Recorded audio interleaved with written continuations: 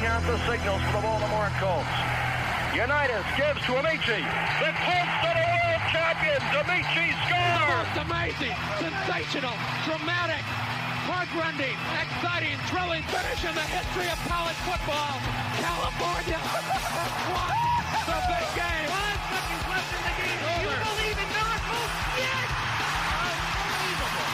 This is Phil Steele. This is Mike Burnham. This is Wes Durham. This is Mike Ashley. Hi, this is Chuck Foreman, number 44 of the Minnesota Vikings. Woo, mercy, this is handsome Jimmy Vane, the Boogie Woogie Man. This is Coach Fry with Virginia Tech football, and you are listening to Big Dog Sports Talk. Are you ready to rock? Are you ready to roll? Okay, let's do it. You're in the doghouse with Rick Watson on Big Dog Sports Talk, presented by Pulaski County Sports and Entertainment. Join us in the Family Fencing Studios and chime in on the McClellan Chiropractic chat line. He's keeping cool with help from Little River Heating and Air, but this show is straight fire. And now, the big dog, Rick Watson.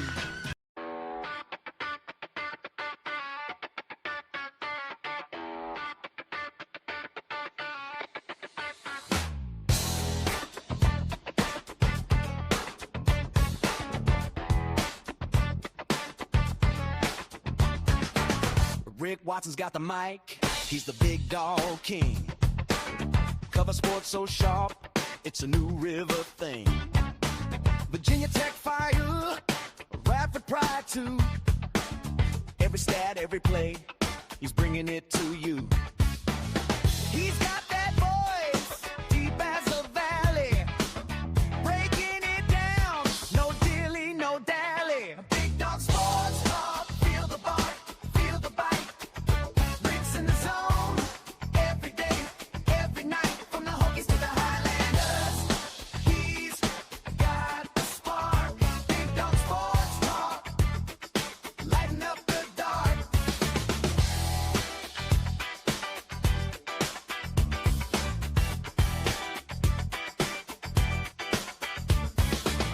He's got the scoop, faster than a sprint. Calling plays like a coach, every word's a hint. From the courts to the fields, the stories unfold. Rick's play-by-play, worth its weight in gold. With a laugh and a growl, he'll pull you in. Big Dog's podcast, let the games begin. Big Dog Sports Talk, feel the bark, feel the bite. Every day, every night, from the Hokies to the Highlanders. He's got the spark. Big Dog Sports Talk. Lighten up the dark.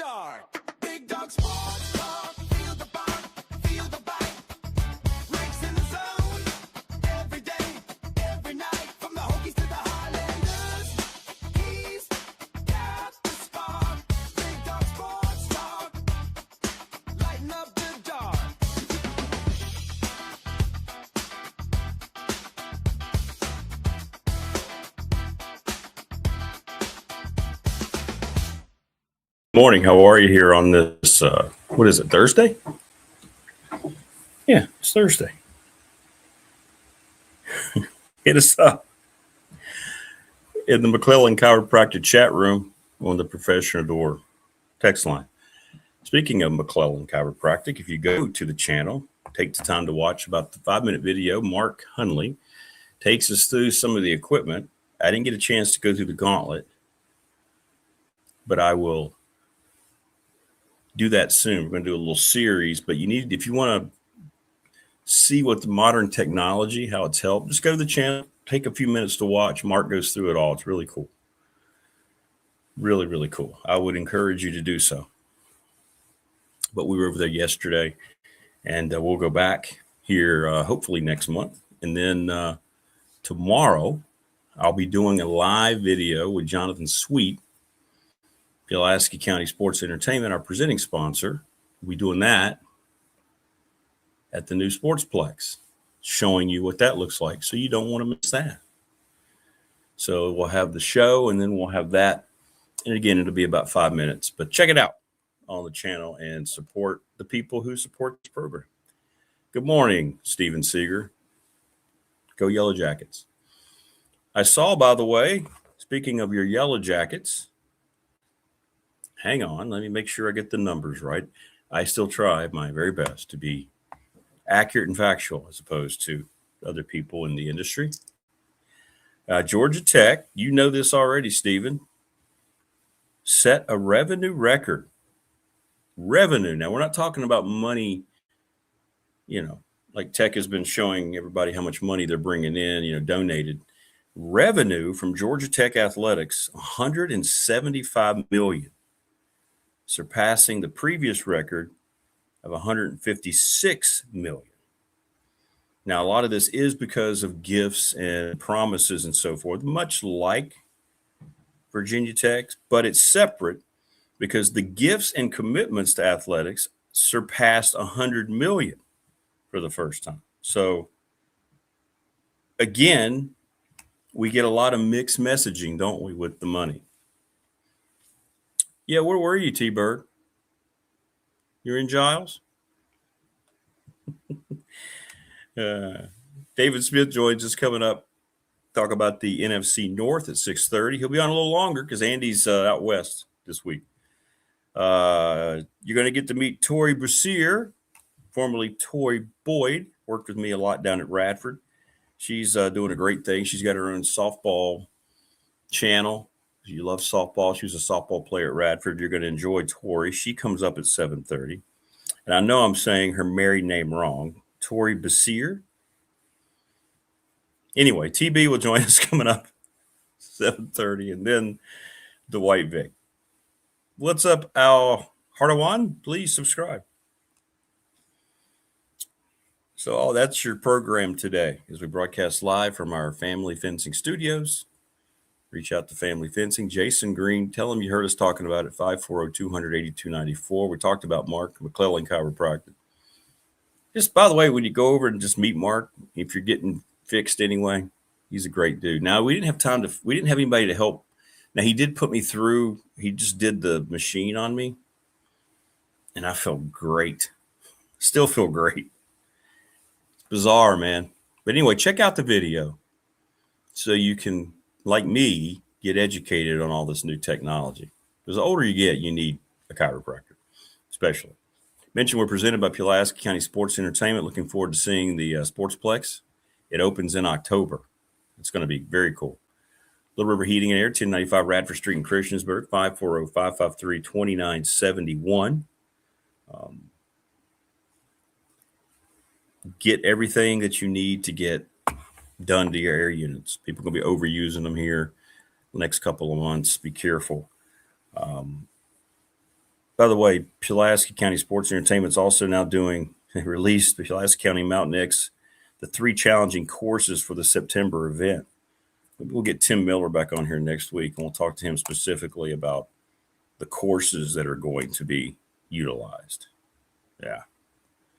BDST fan question of the week brought to you by the attorney Ryan Price, 701 West Main Street in Radford, Trust and Estate Planning. It looks like curling's going to win, the sport that you would like to hear me call, that would be painful for me to call.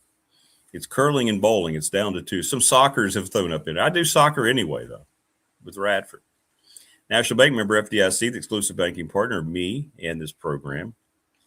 Professional Door Incorporated, this is year 40 for them. Congratulations, Travis Williams and his father before him, and They're giving a special discount, folks. I don't know what you're waiting on. If you haven't already, if you have a garage door, and I know most of you do, a lot of people do, and you want to get preventative maintenance, all you have to do is call Travis 674-0008 and mention you heard us saying, hey, what about the $40 off here on the show? And you got it immediately.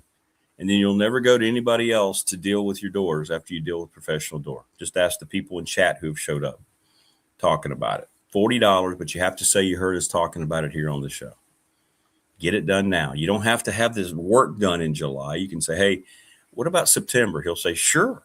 I mean, let me look at my schedule. But since you called in July, you get the discount. Do it today, 674-0008. Just do it. ReadySetFund.com, Bob Christ, BOBCRST11 at Gmail. It's a series of text messages, and it's cool because you can raise money quickly. The Floyd County girls softball team needed new uniforms. They needed some equipment, and they raised a record $4,300 in 5 days. So if you have a church group, whatever it might be, youth rec league group, reach out to Bob. All right. It's a really cool program. Sundown Electric, the Smith Brothers, again, another business that sons have taken to a different level after the father built it up in Elliston. I am out and about, and I hear people saying, hey, man, it's cool you have Sundown Electric sponsoring you guys because they are great. I've used them for this. I've used them for that. And pricing, they do the best they can. You just need to reach out to them, okay? They're the best. We are going to be over at the NRV Super Bowl on July the 18th, 540-382-5525. Now, people are already putting peer pressure on me to bother David Smith today about coming up to the event, so I'm going to. We'll be out there starting at 6. Thanks to Morris. Thanks to Terry and Amanda. Go visit them ahead of time this weekend. It'll be a week from this Saturday. We'll be out there doing that. And Lawson's Mobile Home Supply. James Lawson's going to be at the Bash. 300 North Franklin Street. Coach Elmo is going to be at the Bash. 540-381-8011. Hopefully Burnham will be there. And Top Shelf Apparel, Brandon, 4377 Lee Highway. Is that everyone? Everyone? I talked about National Bank, didn't I? In case I didn't, let's do it again. A member FDIC, the exclusive banking partner of me and this program as well. There you go. That's everybody. From the fins up in Miami that Dolphins fans make, it means a different thing in Blacksburg, where Fuente and Franklin make crazy money. Only the rich can partake. BDST is popping. When you get fixed, neutered? No, not that kind of fixed. T-Bird.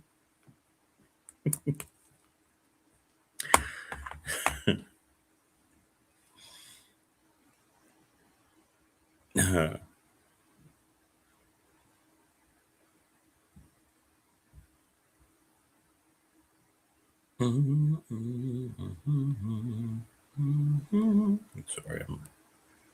There we go. All right. So we got a good program for you today, as is always the case. And hit us up if you haven't, and go watch that video about McClellan Chiropractic. Mark does a great job describing it. It's cool. He puts the wand on your spine, right? And if your spine doesn't have a lot of tension, it doesn't have a lot of things going on, because he hooks you up to the computer. It just makes a soft beep. It just goes boop, boop. And then when you have something screwed up, all of a sudden it goes, oh. And mine is always down in my lower back. And sure enough, I think I set off the alarm so loudly, the police started to come. And then he did, it was cool. And then he's like, okay, we're done. And I'm like, wow, really? What's up, Geese? Good morning. Good to see you. So, yeah. Check it out. It's up there on the channel right now. When you go back to rewatch a show, just watch that video. And then we'll have another one up tomorrow with with Pulaski County Sports Entertainment. Big Dog Pop. is going to come back tonight. Yep. We'll be on about 6:45. Please stop on by and say hi. Kick a tire or two. Can any of us imagine $9 million payday every 2 weeks? And you get, yeah, I know. I try not to think about those things with what coaches and athletes make. It's disgusting. Yeah, imagine every paycheck drops into your accounts almost $500,000. Yeah. Yet those people seem to be the most unhappy people on the planet in many cases.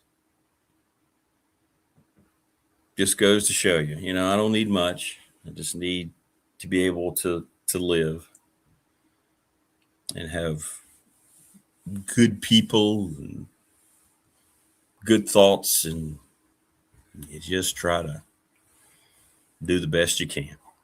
Hush money, T-Bird says. Christian, Rick, do you think Grunkemeyer will have a good season at Virginia Tech? Yes, I do. As a matter of fact, he and he alone of the personnel that's been brought in have me very excited about what the season could be, because we've seen, and I've said this a lot, but we have already seen his body of work in what in the last 2 to 3 years has been the best conference from top to bottom, the Big Ten, especially defensively. And he went up against some of the toughest defenses in the nation, had some growing pains against Iowa, but really came through and developed and played very, very well. I think for a younger quarterback, he has a lot of poise. And I really think that he is going to come here and pick up where he left off. So, yes, I do. Yes, I do. That's true, Rick. Saban always growling at the media. Shut up, drink your Coke, and be happy. Yeah. I mean, I got to be honest.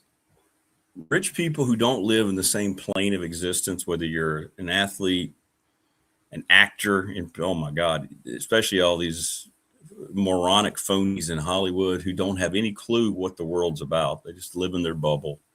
That come out, know what they have to say politically to keep getting roles, right? There's only one mindset coming out of Hollywood. I don't care what any of you say. Musicians, you make $1 billion. I just don't care. You don't live in the same world that I do, that we do. You don't have the same type of problems day to day. I don't know about you, but at the end of every day, I'm thinking about, okay, this is due. I have to do this. Am I good to go? Okay. Yeah. All right.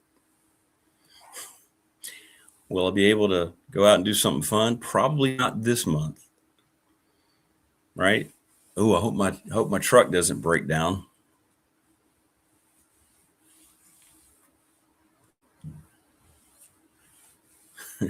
Ron Howard said the Freemasons were chasing him down.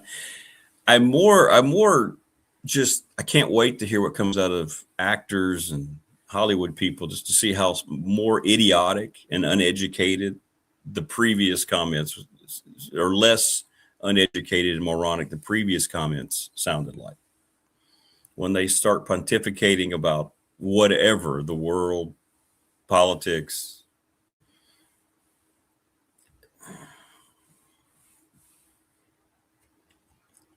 Kind of like Access Media. It just really, the only people that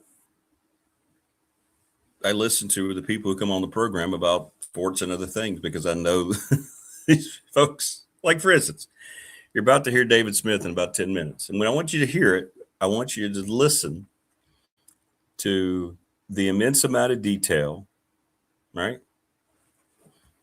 Right? Listen to how prepared he is to go through every element of the NFC North, and how he's not saying anything other than what it looks like after he's done his research. He's not going to add anything things that aren't true to embellish. All right. Whereas, tell me where else you get that. Even covering sports today. It's just, Christian says, oh, come on, Rick, you're rich. Maybe not in money, but in life. You've been rich your whole life. Well, I appreciate that, Christian. You're very, very kind. Don't know if I'm an outstanding person. I try to be. My frustrations, like everybody else, get in the way at times. But, hey, nobody's perfect. But you know what?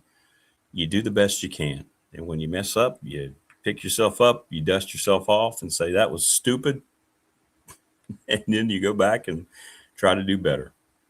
Yep. Kind of like in sports. If I get burned on a play, if I misread a coverage, if I run the wrong route, if I make a poor decision in the pocket trying to throw a pass across the field 30 yards and maybe I don't have the arm strength to do it and safety cuts in front of it and picks it. All right, that sucks, but I won't do that again. Or I'll do my best not to make that mistake again. Laura says, when you and Janet come down, we will beach it, have cocktails and great food. Yeah, I think probably, Morris, when that happens, I may not ever leave the beach. I may just kind of just sit there. And like when we go to eat, you just tell me where's the closest place I can get there just walking, down the beach line. Because I've never been, you know what? I have never been. Well, okay, I take that back. I guess many years ago, Radford basketball, when Byron Samuels was the coach, we traveled to Miami and I got to see the beach. But that doesn't really count when you're just walking out there and rolling up your pants legs. I've never been to a Florida beach.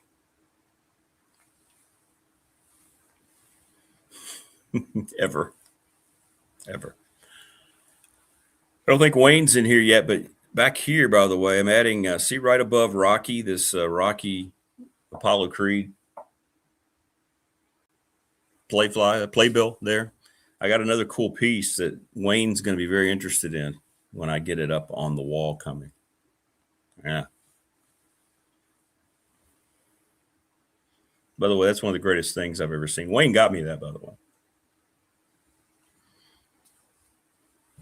I have to sit around sometimes and think, all right, who am I a bigger fan of, Rocky Balboa or Apollo Creed? It's tough for me.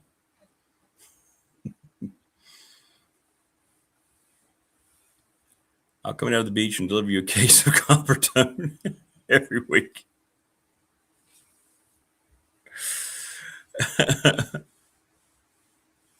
Thank you. If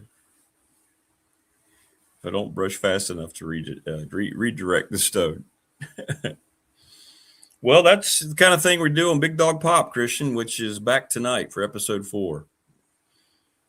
Now, the shows so far at some point have meandered back into sports, which I'm trying not to do, but the conversation is really good, so you don't want to interrupt it. So things like that are what we want that to eventually be, but whatever it turns into is fine. So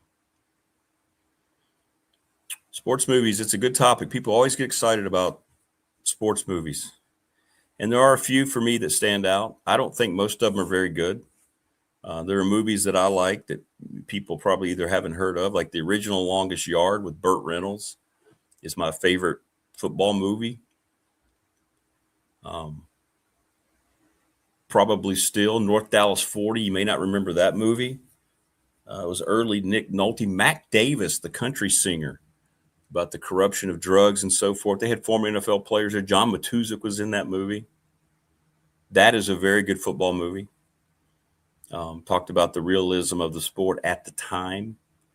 I'm not a fan of Remember the Titans. People will always scoff, and I know it's an anomaly because Denzel Washington is my favorite actor. But I know the true story of that team in that era, and seeing what Hollywood did to completely change Coach Boone and the things surrounding those games bothers me. Just don't like it. I hate Rudy. I think Rudy is just ridiculously stupid. Unpopular opinions, I know. I haven't seen Varsity Blues yet, Geese. I know. I need to. People tell me I need to. Dwight tells me I need to all the time. I like the program okay. Yeah, Black Sunday where the blimp. There's a good one, Thunder. It was centered around the bicentennial Super Bowl, right? The 1976 Super Bowl, I think, was in January of 77. Yeah, the Cowboys and the Steelers in Miami. That was the 21-17 game, by the way. The Steelers won. That was the Lynn Swann game, in case people don't remember, where he made the dazzling catch at midfield. But the better catch was one that kept the drive going down the sideline where he looked just like a ballerina. Somehow he got both feet in. That catch, to me, that doesn't get shown as much. I think he called it. It was maybe been Herb Washington. He caught that over because he had great coverage. Washington had great coverage, but Swann caught it and he kept somehow tapped both feet in. And Black Sunday was the blimp, right? They were going to try to terrorists were going to try to sabotage the blimp.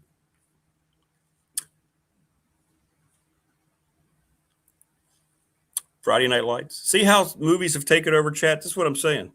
This is what we can do on Pop. And I love stuff like this. There's no wrong answers. That's what's great. Whatever you like is wonderful. If we don't agree on a movie, it's okay. This is what I like. This is what you like. Field of Dreams, it got voted best movie. We did that, 2 months ago on our question? Right? Field of Dreams won. I liked it a lot better when I was a little younger. Now it seems a little high cheese to me. I tell you, the best part for me, Field of Dreams, is James Earl Jones. God rest his soul. Still the greatest voice that I've ever heard. And well, the two greatest voices I've ever heard are John Facenda, the voice of NFL films, and James Earl Jones. Yeah, original Bad News Bears, Walter Matthau.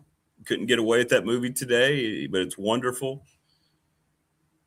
The Billy Bob Thornton version, I don't watch. It's dumb. It's antiquated. Yeah, people like the replacements too, and I have seen that. That's okay. That's fine. It's fun. Geese. Prometheus, Blue Chips. Blue Chips is such a fact-telling story. Love it. We referenced it how many times? White Men Can't Jump. Yeah, it was fun. Silly fun. I have a hard time believing Woody Harrelson was a great basketball player, but maybe he was. Isn't that Wesley Snipes too, Prometheus? I think that's right. Ken Burns documentary, Morris?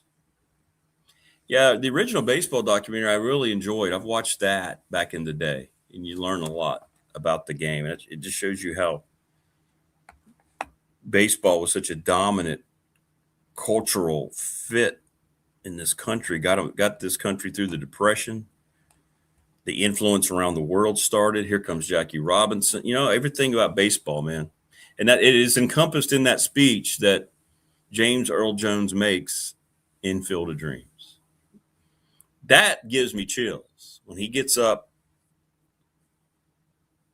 and gives that speech to Ray, but he's talking to all of us.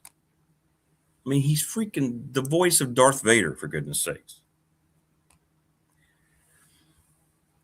You don't think of anything about movies without thinking about Darth Vader. He's the greatest villain in the history of film.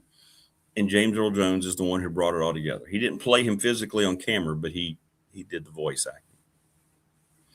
Rank your Rocky movies from best to last. The original is my favorite. I will go probably in order, to be honest. The fifth one never happened. We don't count Rocky 5. Rocky 2, I love. But you know what I like about Rocky 2 the most? It's not that Rocky won the title. You kind of knew that was going to happen. It's the battle that Apollo has with himself. He couldn't come to grips with the fact he got the decision. Remember what he asked Tony? And by the way, Tony Burton, as the manager of Apollo, who later, in Rocky IV, he and Rocky, worked together. He's very underrated in those movies. But the whole thing about Rocky II that I loved the most was Apollo. And this was something that Sylvester Stallone did on purpose. He wanted to develop Apollo's story. Rocky's story was developed. And he could not get rid of the inner demons. That he got what was the line, remember? He looked at Tony. You think I beat him? You got the decision, champ. Not the answer he wanted to hear. All right. So the whole thing was I won, but I didn't beat him. Love that movie. So mine go in order. 3's great. I love to see finally Apollo and Rocky working together, although Apollo was still able to win a championship, but he took some time away. 4 is just fun nostalgia. But Apollo loses his life. I never got over that. It really bothers me to this day. 5 never happened. Stupid, dumb. Don't even count it. Rocky Balboa was a great bounce back. And then the first 2 Creed movies are wonderful. Don't watch the third one. With the first 2, Michael B. Jordan is Apollo Creed's son. I mean, he was terrific. All right. In any event, we're now going off on the Rocky rankings. Joining us now on the program is that gentleman. He's David Smith, our NFL correspondent. Good morning. How are you, Hall of Famer? Good morning. Can you hear me okay? We got you, man. You got me? Yeah, I got you fine. I caught the tail end of you rating the Rockies, right? Is that what you're doing? Yeah. Which one was your favorite? The first one, just because Yes. the story that it tells, that Yes. sets up that world. Yes. I think it's wonderful. It sets the time. It won the Academy Award for Best Picture and Screenplay, Picture, all that. That this guy who couldn't get a job, Sylvester Stallone, wrote. Right? It was just great. And Carl Weathers was just, to me, that's my favorite. And I know a lot of people, I think it's the best. And I like Rocky too, like I said, because I like the story. It takes you deeper inside Apollo. Yes. Which I really appreciated. But anyway, how about you? How about you? Yeah, definitely one, because everything about it is just the rags to whatever. He was a leg breaker. He was breaking people's legs for the mob. Think about and the whole slang he was doing, the whole slurry. Yeah. And there's Apollo who picked him out to fight him. He was like, I want that guy's life. He's American. That's exactly what. Yes, the marketing. So you have all that. He's like, it'll be a great story. I mean, we're gonna win anyway. But then the fight ends, and you can tell where his team was like, we don't need to deal with this guy. We don't want this. He's all wrong for us, champ. Because he's just not. And then of course, Creed's ego takes over, and he says, I've got to now do it again because there's some doubt. If it's doubt in your mind, maybe doubt in others. Exactly. And his team was probably saying, or they were saying, yeah, there's doubt, because it's one thing. It's kind of like, Rick, when in the sport that you cover so much, you cover a lot of them, but if you cover basketball, there are some teams that if you get to the tournament in our Big South and you go, there's a bunch of teams I hope we play, but there's this one team that may not be the best team, but they are annoying to us. And they have certain things, they're up, maybe are down, and you just don't want to have to play them. And you don't have to deal with it. That's true. When we got our draw and it was Presbyterian, I told everybody, I went, they're all wrong for us, guys. Yes, Rick, well said. That's exactly right. It was one of those where you go, oh, gosh, we could have taken on almost anybody, including High Point, because at that point, you at least knew, you figure we'll shoot our shot against them. We won't have to worry about it. We'll bring everything because it's High Point. But when you have to deal with one of these, and we had beaten them, we didn't kill them. No, but I think our team probably sensed, well, we could probably do it again. But the coaching staff probably was saying, well, they got the big kid who's a problem, a really good player. Yeah. And by the way, there's no way he's back there, is it? There's no way. Yes, they got him back. He left twice. Well, he was about to leave twice. And, I don't want to get into coach's business. He's one of my favorite people in the business. But good guy. They got him back. Well, he figured it out. And they kept their guard. Oh. And they brought in talent. Let's put it this way. I talked to Darius Nichols, our former coach, a couple days ago. He said, Blue Hose are going to be a problem. I went, yep, probably so. Well, and I know we're all from Rocky to Presbyterian. We are. This is what we do. But it's off season for football. We can do it, I guess. But I'll say this, Rick. They already were a problem. I mean, they already are. Yeah. And I can't remember how many years ago it was where we dredged down there because I watch all these. If I'm not there, I'm watching them. And I think we had a doubleheader, and I think both our girls and men's team lost there. You go down there. It's a hard place to play, and for some reason they're up for us when we go down there, and they're a problem. Now they're saying they're a problem with talent. And they got the big kid back, but guess what? Got to play them all anyway. Got to play them all. But to your point, Rick, Rocky 1, then Rocky 2, and take 5 out of it, and then the 3, 4. You can decide what you want. If you're patriotic and you like the 4 more, fine. I must break you if you want to deal with that. I must break you. And then there's the 3 part. There's the Mr. T, which was great. Oh, he was great, man. Clubber Lang was a great character. Yeah, he was great. They did such a good job of typecasting, and Mr. T was at the height of his superpowers. For those of you that are listening that don't remember. He was huge. The A-Team. He had dolls and everything. This was the 80s, the A-Team and that whole group. And his whole story was he was a bouncer, I think, in Chicago and got into it. And from what I'm told, he got immersed in the acting and just destroyed his lines. He studied and worked his tail off. And shout out Sylvester Stallone. What a brand, man. He said, I have to have that guy. He handpicked him. Yep. Just like he did Carl Weathers, man. Yeah. Oh, Carl Weathers. Listen, a former NFL player, played for a little while. He's a Raider. That's right. Played for a little while, man. It's played for a little while. It's good stuff, man. Yeah. So I'm assuming you had your after hours show at some point. I keep forgetting the name of it. Yeah, it's Big Dog Pop. We're gonna do it again tonight. So it's been fun. Been a lot of fun. Yeah, that's fun. Well, we'll bring this up. I'm sure it'll get a lot of legs. It'll get a lot of it. Yeah, we will.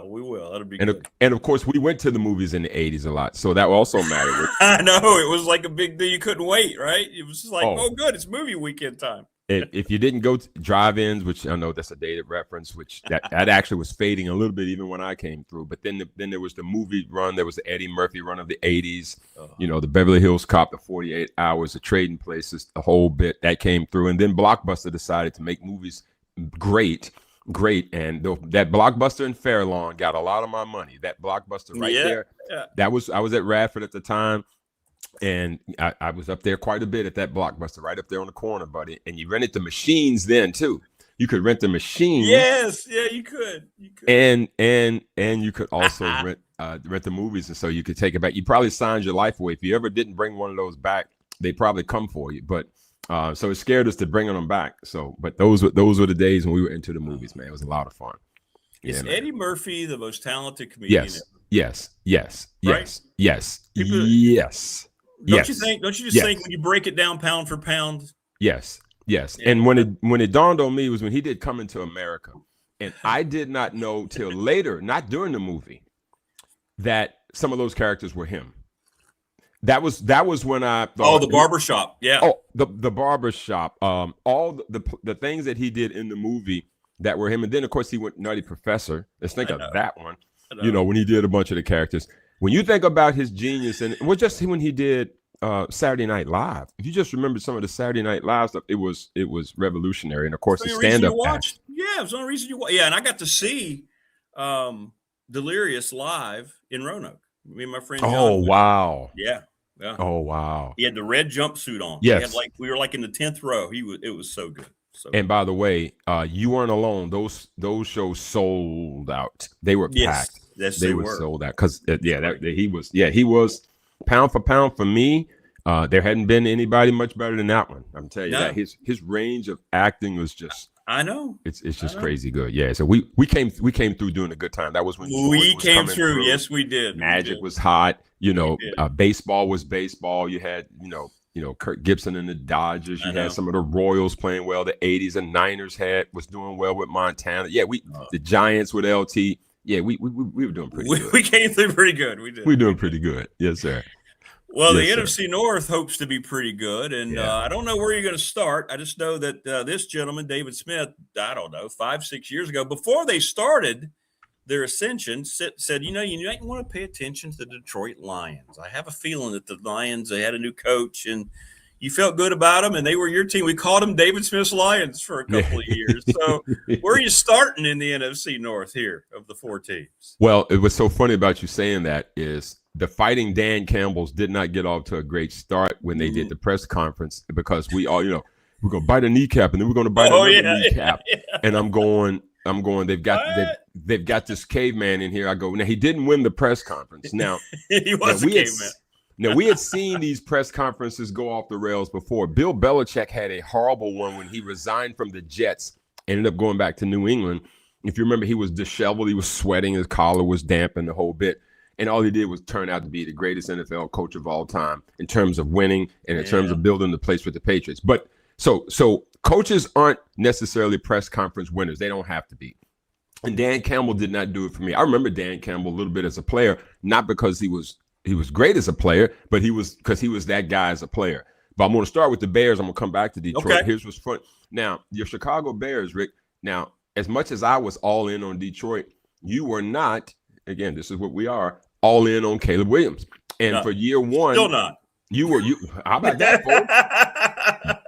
There you go. And that's why I teed you up. I knew you'd take the bait. I knew you would take the bait. But here's the deal. They somehow, if you want to call it luck, they won that division last year. So sometimes we got to remember how this thing went. Let me get my sheet out here. They were actually 11-6 and won the division last year. Interestingly enough about that division, Rick, everybody in the division was 9-8 or better last year. Yeah. That's crazy. I know. And so when you think of that, you just think about coming down to the end and everyone's still having a shot the last 2 weeks. And so it sometimes then depends on scheduling, quarterback play, and the whole bit. Yeah. And for all the things that Caleb Williams can probably drive you crazy on, you're more Jaden Daniels, and that's okay. And because you're more Daniels, I think you actually, it's not that in your case, you might be anti-Caleb more than you are pro-Jaden. I felt a little bit more about Caleb, but Caleb is the type that probably needs the structure that he now has with Ben Johnson. And you can see where now he's starting to taking ownership of it. He's got a guy. And so they take Ben Johnson from Detroit and he goes to Chicago, and Detroit slips a little bit. Chicago elevates some, and broken record here at the 6:30 show every Thursday. Get the quarterback right, make him be a force multiplier, not a detriment to your program. And he did that last year. Caleb did a fantastic job, and everything's going to ride or die with him because the Bears known so much for their defense. Now, he sometimes has to make teams come back a lot of times because he may have put them in such a predicament. But when I think about what they've done, they've got DeAndre Swift at running back, Rome Odunze at wide receiver. And so to me, they're in a position that I feel pretty bullish on them. Now, when I think back to what they did last year, again, they were 11-6 last year. Things didn't start off so great for them last year, though, Rick. They started the season off with a couple of tough games, and it didn't go their way. And at that particular time, the questions about Caleb existed. They lost to Minnesota at home. Then they go to Detroit and get beat by almost 30. So they started the season 0-2, 2 division losses at home, 2 division losses, one of them being at home. They come back and they beat Dallas, beat the Raiders, have a bye week. They beat Washington, they beat New Orleans. Okay, you have that going on. It's when they went to Baltimore and won that game 30-16 to go to 4-3. It's when you started to realize that they might could get some traction. They built on that and they ran off 5 straight games before losing at Green Bay 28-21. So when you think about that run that they had, that's when you start to realize that they were doing a pretty good job. The defense was solid. And don't forget, in the playoffs, they beat Green Bay and they lose to the Rams in overtime in LA 20-17. I'm sorry, at home, actually. That's how that season ended. So you think about the Rams, we all felt like the Rams, probably the best team last year. Now, Seattle won it, but you go back to that Rams-Seattle game that the Rams were up 2 scores in, and Seattle ends up taking it from them and winning that game in the regular season. That tipped the home field back to Seattle. And that's why the Rams had to end up playing that game there for the championship.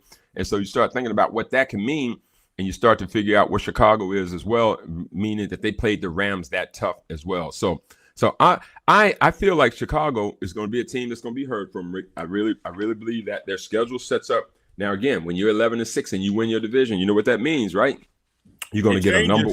Yeah. You're going to get a number 1 schedule. And so they're going to start off. They're at Carolina the first week, and And next week we'll get onto the NFC South. We're gonna have to start paying attention to Carolina and those boys in the South. You know, Rick, that was always the woe-begone conference, woe-begone division. Who's going to win it? Who wants it? I think we're going to have to pay attention to Carolina and that group a little bit more. Tampa Bay's trying to figure out what to do with Baker Mayfield. They ended up keeping Todd Bowles as coach. So they're going to start at Carolina. Then they've got Minnesota. Then they've got Philly. And then they've got the Jets. 3 of their first 4 are at home. They actually played Detroit on Thanksgiving this year. And they close out the season with 4 games that are pretty solid games. At Buffalo, home for Green Bay, home for Detroit, and at Minnesota. So they've got 3 straight division games to close the season. And you and I talked about last year with 9-8 being the floor and 11-6 being the ceiling. It was only 2 games separated that whole entire division, and 3 of their final games are division games. So for Chicago, won't sneak up on anybody this year. Nope. They were 11-6 last year. I feel good about where they are. The key is now, can you perform now that you're the hunted a little bit more than trying to rebuild? The rebuild party is over. Now people in Chicago expect you to be a little bit better. And I wonder, it's kind of a separate story, but I wonder how this whole move to Indiana is going to affect their home games. Fans are very bitter at the politicians there. They're very bitter at the fact they're going to lose the Chicago Bears to a different state. It just sounds insane to me that that's going to happen, but the NFL didn't stand in the way. So I'm wondering if there's going to be distractions and that kind of thing. I know the players don't really get caught up in it, but man, it's going to be interesting, the vibe around that whole organization, I think. Well, and then aren't the Chiefs also looking to go to Kansas instead of being in Missouri too? I guess the NFL and these owners are all buying the fact that the jerseys won't change and the name won't change, and that they will follow, and the fact that it's really just more of a border thing that you're crossing into it. Will folks really feel some kind of way? I mean, we will find out. I can't get a pulse on what fandom really means. I just know football is betting on itself that if we can be in a cornfield, and if there's a football game. I mean, Rick, look at the NFL draft. They can put that anywhere, and 750,000 people will show up to watch a guy get his name called. So they now the problem with it is you've gotten away with it. You've gotten away with it. Quit tinkering so much. You know, hey, 9:30 games in Brazil, games on Tuesday. You be easy. You be easy. Yeah, you just at some point there's going to be something that'll push back. But right now they're undefeated and being able to push the envelope. They really are. They really are. So let's go to the Detroit Lions. Lions, here they are. Motor City Lions. Kitties, baby. Detroit Lions 9-8 and looking up at the rest of the division last year. It's not how Dan Campbell envisioned his season going last year, but that's exactly what he ended up having at 9-8, and they missed the playoffs. They start this season. So what do they get for 9-8? They get to be the team the second week of the year that opens up the Buffalo's new stadium. So think about what that's going to be, Rick. Buffalo's opening up a new stadium. You talk about fandom. I'll bet you they will never move Buffalo out of Buffalo. I can tell you that. You're talking about moving teams around. The Buffalo Bills will never not be in Buffalo, New York. I can tell you that. So, everybody can get cute all they want about these Kansas City going to Kansas or Chicago going to Illinois. Buffalo is Buffalo's team, just like Green Bay will always be Green Bay's team. The Detroit Lions last year just had a myriad of injuries, and they just couldn't get out of their own way. And yet and still they ended up 9-8. Now, Rick, they have gone to the one-back system a little bit more now. So no more, Sonic and I can't remember the other one, the running back duo. It is now it is Jahmyr Gibbs' team. Yeah. So it's Gibbs now only. And so we're going to see how that plays out. Jared Goff's done a fine job. Can you believe Teddy Bridgewater is still in the league? He's that backup quarterback. We always talk about great. Love Teddy Bridgewater, and so glad. I guess you heard all what happened with him in his high school program. The most absurd thing ever.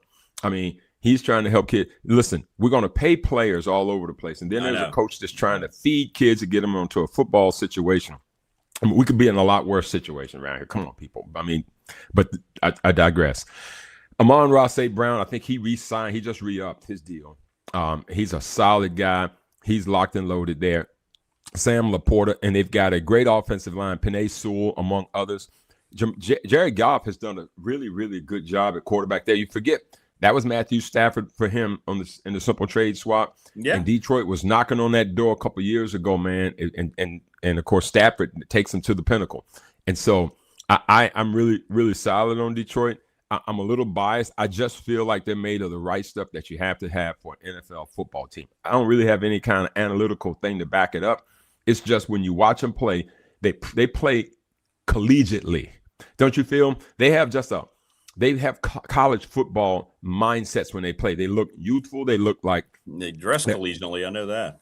Well, there you go. Now, Rick, they will annoy you every so often when they go too metallic. When they go real metallic on you, and then you're right. They do dress collegiate. They do go a little collegiate on you. They can go black. They can go metallic, and you can tell when it's great because they go traditional, and you'll go. Reminded how beautiful the Honolulu Blues are. Yeah, it's a good uniform. It is with the silver, with the gray pants. They're a great uniform with the lion logo on it. It is so Detroit. It is so Midwest. But then they want to go Oregon on you, and it drives you nuts every so often. Yeah, exactly. And listen, I told you, I'm a fan of black more so than you are. And then when they do the Thursday nights and they go to the black, but sometimes they can go and you can't see the numbers. The blueberries. I hate the blueberries. It's just that's a lot. So count me in as being a lover of Detroit, and I think they're gonna have some revenge on their mind this year, and we'll get to the end here and I'll tell you where they're gonna end up. But I am bullish on Detroit in a division that will not be easy. And so if you're going to talk about Detroit, you got to talk about Green Bay, right? Yeah, Minnesota's the only other one left. The Green Bay Packers, their first 3 of their 4 games are on the road. The last 3 of their 4 games are at home. So why do you say that? Well, everybody that talks about Green Bay, you always talk like a lot like Buffalo, a lot like maybe the Jets. What's the weather like in Green Bay the last quarter of the season? Well, 3 of their 4 games are going to be at home. So you've got that going on. That was a 9-7-1 football team last year. And because they had the tie, that actually helped them get the tiebreaker and get in the playoffs last year. Yep. Because you had Minnesota and Detroit were 9-8. So the tie, as painful as it is at the time, people forget, I do as well, a tie is not a loss. So it doesn't hurt you. It doesn't help you. And it ended up, in this case, helping them. It helped going them, yeah. 9-7-1, which is kind of crazy when you think about it. And so Green Bay will open with 2 games on the road, though, Rick. They got to go to Minnesota and they got to go to the Jets. Now, Minnesota, where it's going to begin and end with them, like with all the teams, is the quarterback position. Who's going to win that job? Listen, Kyler Murray did not go there to sit. They're not going to take a malcontent up there to sit. And in fact, I don't think it was ever intended for him to go up there and sit. I think this is where J.J. McCarthy, who's had his shot at it, if they thought he was the guy, they never would have gone after Kyler Murray. If they thought he was going to be the dude, they blew that pick. Yeah, they just it was. If you watched Michigan win that national championship, it wasn't quarterback driven. It was quarterback managed, and that's okay, Rick. It's okay. He didn't represent force multiplier in any of that run that they had to win the national championship. He did not hurt them. He was solid in what Jim Harbaugh wanted him to do. But he was not where you go, oh, gosh, Andrew freaking Luck. No, we didn't say that, did we? We didn't say, oh, Aaron Rodgers. This is the kind of – no, we didn't. So when you go all in on that and you let Sam Darnold walk out the door, right, and you had Daniel Jones and you let them both walk out the door and both of them were lighting the league on fire last year, that was just them getting a little too cute. And then they had to – but give them credit. They recognized it. He's on a rookie deal. You can bring in a veteran. Kyler Murray's, he's hungry, he's anxious. And when the season was going on last year, everyone kind of had Kyler Murray going to Minnesota. Like, you just saw it as a perfect fit for him to go there, rebuild his career there. The key for me will be with Kyler Murray. Which Kyler Murray we're going to get? Are we going to get that first 2 or 3 years Kyler Murray? Listen, Rick, he's indoors. He's on turf. He's going to use his legs. He's got great receivers. I mean, come on, Rick. When you've got Justin Jefferson, you got Jordan Addison, you got Hawkinson. I mean, he's got dudes. You know, you think about Minnesota rabid fan base. They're competing in that doggone NFC North. They aren't afraid. Again, they were only a game out of the playoffs last year. You've got pieces. You got Aaron Jones running the football, Jordan Mason. I mean, Carson Wentz is third on the quarterback chart up there. I mean, Carson Wentz still hanging around. I feel like when I think about Green Bay, though, back to them, Jordan Love had a really nice season last year. I think it's time, though. I think Green Bay fans are probably thinking, all right, all right, he's got to show it this year. Yeah. He and the team has got to show it. The challenge for Green Bay, though, Rick, when I think about it is they're just in a league that's in a division that's very competitive. Like no one cares, by the way. No one cares that it's competitive. He's in a division that's going to be tough from the jump. Like I said, they're going to open with 2 games on the road. The 3 of the 4 that are coming home, they've got my Dolphins. Then they've got at Chicago, home for Houston, home for Detroit. The weird part about it, Rick, is they've got 6 8:00 games this year. 6 8:00 games, whether it's on Netflix or whether it's on Prime or whether it's on ESPN or NBC. 6 games at 8:00. And they've got 4 more games that are on at 4. So it's 10 of their 17 games are 9 1:00 starting games. Now, what does that all mean? Well, if you have 8:00 games, you right out of the gate are throwing schedules all over the place. They play on Sunday. They play on Thursday. They play on Wednesday. The Wednesday before Thanksgiving, I think it is. They got the game at the Rams. And then they've got a Friday game on Christmas. So if you're Green Bay, you're popular and you're going to get a lot of these games. How they adjust and adapt to that in that tough division, we will see. But I think it's time. I think Green Bay, fans are fine with them getting to the playoffs, but I believe that they're going to probably start to feel some of that heat. And we talked about Minnesota, Rick, and they were 9-8 last year, like we talked about. They start the season with 2 conference games, and I agree with you on the Kyler Murray thing and McCarthy. They swung and missed. They swung really hard at J.J. McCarthy, and that pick could have meant so many different things for him. But I guess the only thing worse than messing up is trying to hold on to messing up. And at least they adapted to it and moved on from it. Like I said, they've got pieces. Defensively, it's going to be where they've got to continue to be strong. I'm not too sure how that's going to line up. And so it's because of that reason that I've got them finishing 4th in the division, Rick. I got the Bears at 3rd. I got the Vikings, the Lions at 2nd. I got the Packers winning the division by a smidge over the Lions, followed by the Bears and Vikings. Packers, Lions, Bears, Vikings. Packers, Lions, Bears, Vikings. Packers winning the division. It could be a 9-8 divisional winner this year. And why I'm so bullish on the Lions is I just don't think that a team that plays that hard deserves to be worse than 2nd. Now, watch me eat crow about that, but I just feel like they've got a little bit of revenge on their mind. I don't think they put their best product on the field last year, and I feel like they'll rebound this year. Yeah, I remember Sean Payton saying that the Broncos were so sure that the Vikings were going to take Bo Nix that they even stopped considering. How about that? They were already looking down. Brock Bowers was going to be their guy if because as this is done, we do not we're not going to get him. We couldn't trade. They tried to trade to 9 to get ahead of them or get it but they couldn't get that done with the Bears and then they take McCarthy. And I remember Sean Payton said, I don't think the Jets are taking a quarterback. Right. So it all changed. So it's just interesting how all that changed. And of course, the Raiders took Bowers the very next pick after Denver. Exactly right. Exactly right. Well, and of course, a lot of people thought Bowers could have gone to the Jets. I think a lot of people thought Bowers was going to go earlier too. Weird. And so it is weird. It is weird. But if it falls in your lap, Rick, take it. If it falls in your lap, just take it, brother. 100%. Take it. Yeah, just take it. Just take it. So what's your order here? Your official order of prediction here in 2026? So I have the Packers at 1.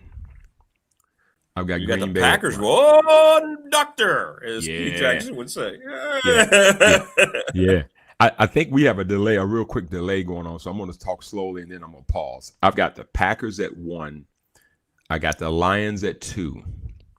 Wow. I got Detroit at 2. I feel like Dan Campbell and his boys are going to resurge and be in the mix and be heard from. I got the Bears at 3. I got Chicago at 3. Not a distant 3, not a fallback, if you will, but they'll see it as such. And I got the Vikings at 4. I just think with all the newness going on that they're going to be at 4. I feel like it's going to be a very competitive very competitive division, rather. I also think that it's going to be very fluid throughout the year. I just feel like as these teams start to play round robin against each other, and like I mentioned to you, I think it was not Green Bay. I think it was Detroit, Chicago, maybe. Let me get it right. One of them has 3 conference games to finish the season, Rick. 3 conference games to finish division games. That keeps coming. That's tough, man. That's hard. tough. That's going to that could tip the whole thing right there down the stretch to finish the season weeks. I guess that would be 16, 17, and 18. So yeah, so I'm going to roll the dice and see if the Packers can come out on top as we wrap up the NFC North, and then next week we will do the South, good brother, the NFC South next week, where we'll talk about those Tampa Bay Bucks, the Carolina Panthers. Atlanta's making a lot of changes, and of course New Orleans. No one's talking about New Orleans. No one's talking about New Orleans. They won 7 games with Kellen Moore last year, and the quarterback from Louisville. That's what they did, Rick. That's what they did, right? I mean, and they're just down there. And so we'll talk about them next week, and then we will wrap up with the West. And as we wrap up, we'll then go through who we think is going to be 1 through 7 in each conference, and we'll decide who we think, or I think, maybe you think, is going to go to Super Bowl, and we'll segue right into training camp, and then we'll have more material. And then Rick, what we can do after that, I think they're running through the top 100 players. That's going on right now.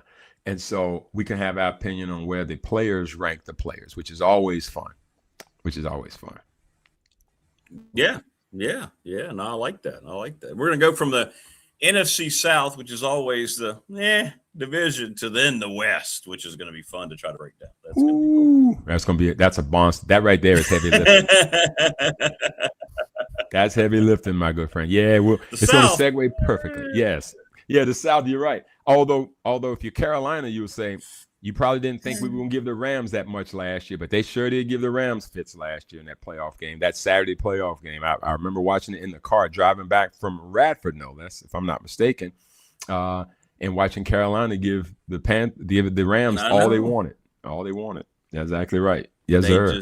They just hung around. They just hung around, didn't they? And 100%. 100%. Really good to see. Really good to see the teams in the region. Carolina. Hope Washington can rebound so the teams in the region can really give us something to root for. Between Carolina and Washington. Yeah. Yeah, I hope so, and I hope to see it in Washington. But we saw a rebound of a really good young quarterback who's a terrific person down in Carolina last year. I hope to see that in Washington. You're right. For around here to have both of those teams good is a good thing. Yeah, 100%. Well, it's and what's funny too, Rick, is that was you and I having the Bryce Young, C.J. Stroud debate on the old show a couple of years ago, and you were team C.J. Stroud, and right out the gate, you weren't just right, you obliterated that pick because C.J. Stroud came out gangbusters. Yep. He has settled to the mean a little bit, and he started his offseason wonderfully. It's one of those things where sometimes people need to hit the reset button. He's not a full of himself guy at all. He's not. Talk about a guy that's not full of himself. But one of the things he did was, these things are monumental in the eyes of some, is he cut his braids right as the season ended. Let's just let me just reorganize. Maybe that's a thing that'll help him. Who knows? Sure. But I think more than anything that's going to help him is when the helmet's on, fix your football play. That's all that people matter. Dreads, braids, bald, fix your football play. And 100%. I think that's what it is, because don't forget, you're going to have a defense with D'Amico Ryans that's always going to be okay. You don't need to put up 50 points. If you can give us 20 points and don't turn the football over and take your shots when you need to, in case the defense has a bad outing, you're going to be okay. So I think they've got the right guy with the right demeanor there, because D'Amico's not going to put a lot of pressure on him. He always defends him. No. And I think, and they've been to the playoffs 3 straight years. Not many teams that can say they've been to the playoffs 3 straight years. Right. So they're right in the mix. And so it's a lot to like about them. And that division, you're talking about the Colts, you're talking about the Jacksonville Jaguars were the winners of that division last year, folks. They were 13-4, I think it was. So you got Houston, you got the Colts were 8-1 or 8-2 before Daniel Jones goes down last year. And so, I think Tennessee's the one that's got to kind of get some footing going on. You get the feeling Cam Ward's going to get a little better. Yeah, he will. Talk about made of the right stuff. He's another one I think's made of the right stuff too, Rick. So I think that's going to be instrumental in getting them over the hump. Maybe another year of mediocrity for them, but I think by next year, year 3, I think if you don't win that division by then, you're going to really have a tough time, because I don't think Tennessee is going to be laying down much longer. Nashville's a decent destination for free agents, and once they get it going and people start to like what's happening there, they're going to be a problem too. So good luck in that division too. Talking about a tough one. in the AFC South too. Yes, sir. Well, Carolina and the Bears I think they've done a good job. It looks like they've hired coaches that are the perfect fit for each of the quarterbacks. I think that's why we saw the revival in Carolina, and definitely if we see a turnaround in Caleb Wilson, I think, Ben Johnson's going to be the guy that, taught him how to be a professional football Absolutely player, right. if you will. Absolutely right. Yeah, I think some of the stuff around the edges with Caleb was getting in the way of what people thought he was as a quarterback. The guy was a high school phenom. He turned it out at Oklahoma, turned it out at USC, and he was, again, that pretty much everyone thought he was a number one pick, and so he turned out to be that. And a lot of his wild plays are wild plays, but a lot like Brett Favre. Sometimes there's a gunslinger mentality. Sometimes I guess you feel like you got to have it. Others are a little bit more organized in their processes. But again, he's making plays for him. And as long as Ben Johnson's in control, you really feel like those two, that partnership of quarterback and head coach, where they can kind of get at each other and be on the same page, is paramount to having success in the league. At least that's been the formula, Rick. As far back as I can remember, a lot of the America's Game was on NFL Network this past week for the 4th. And I sit and watched a lot of that because it was 180 degrees. So I stayed indoors and watched a lot of that. And I just looked back. I watched the Cowboys Steelers 78 or 79 Super Bowl.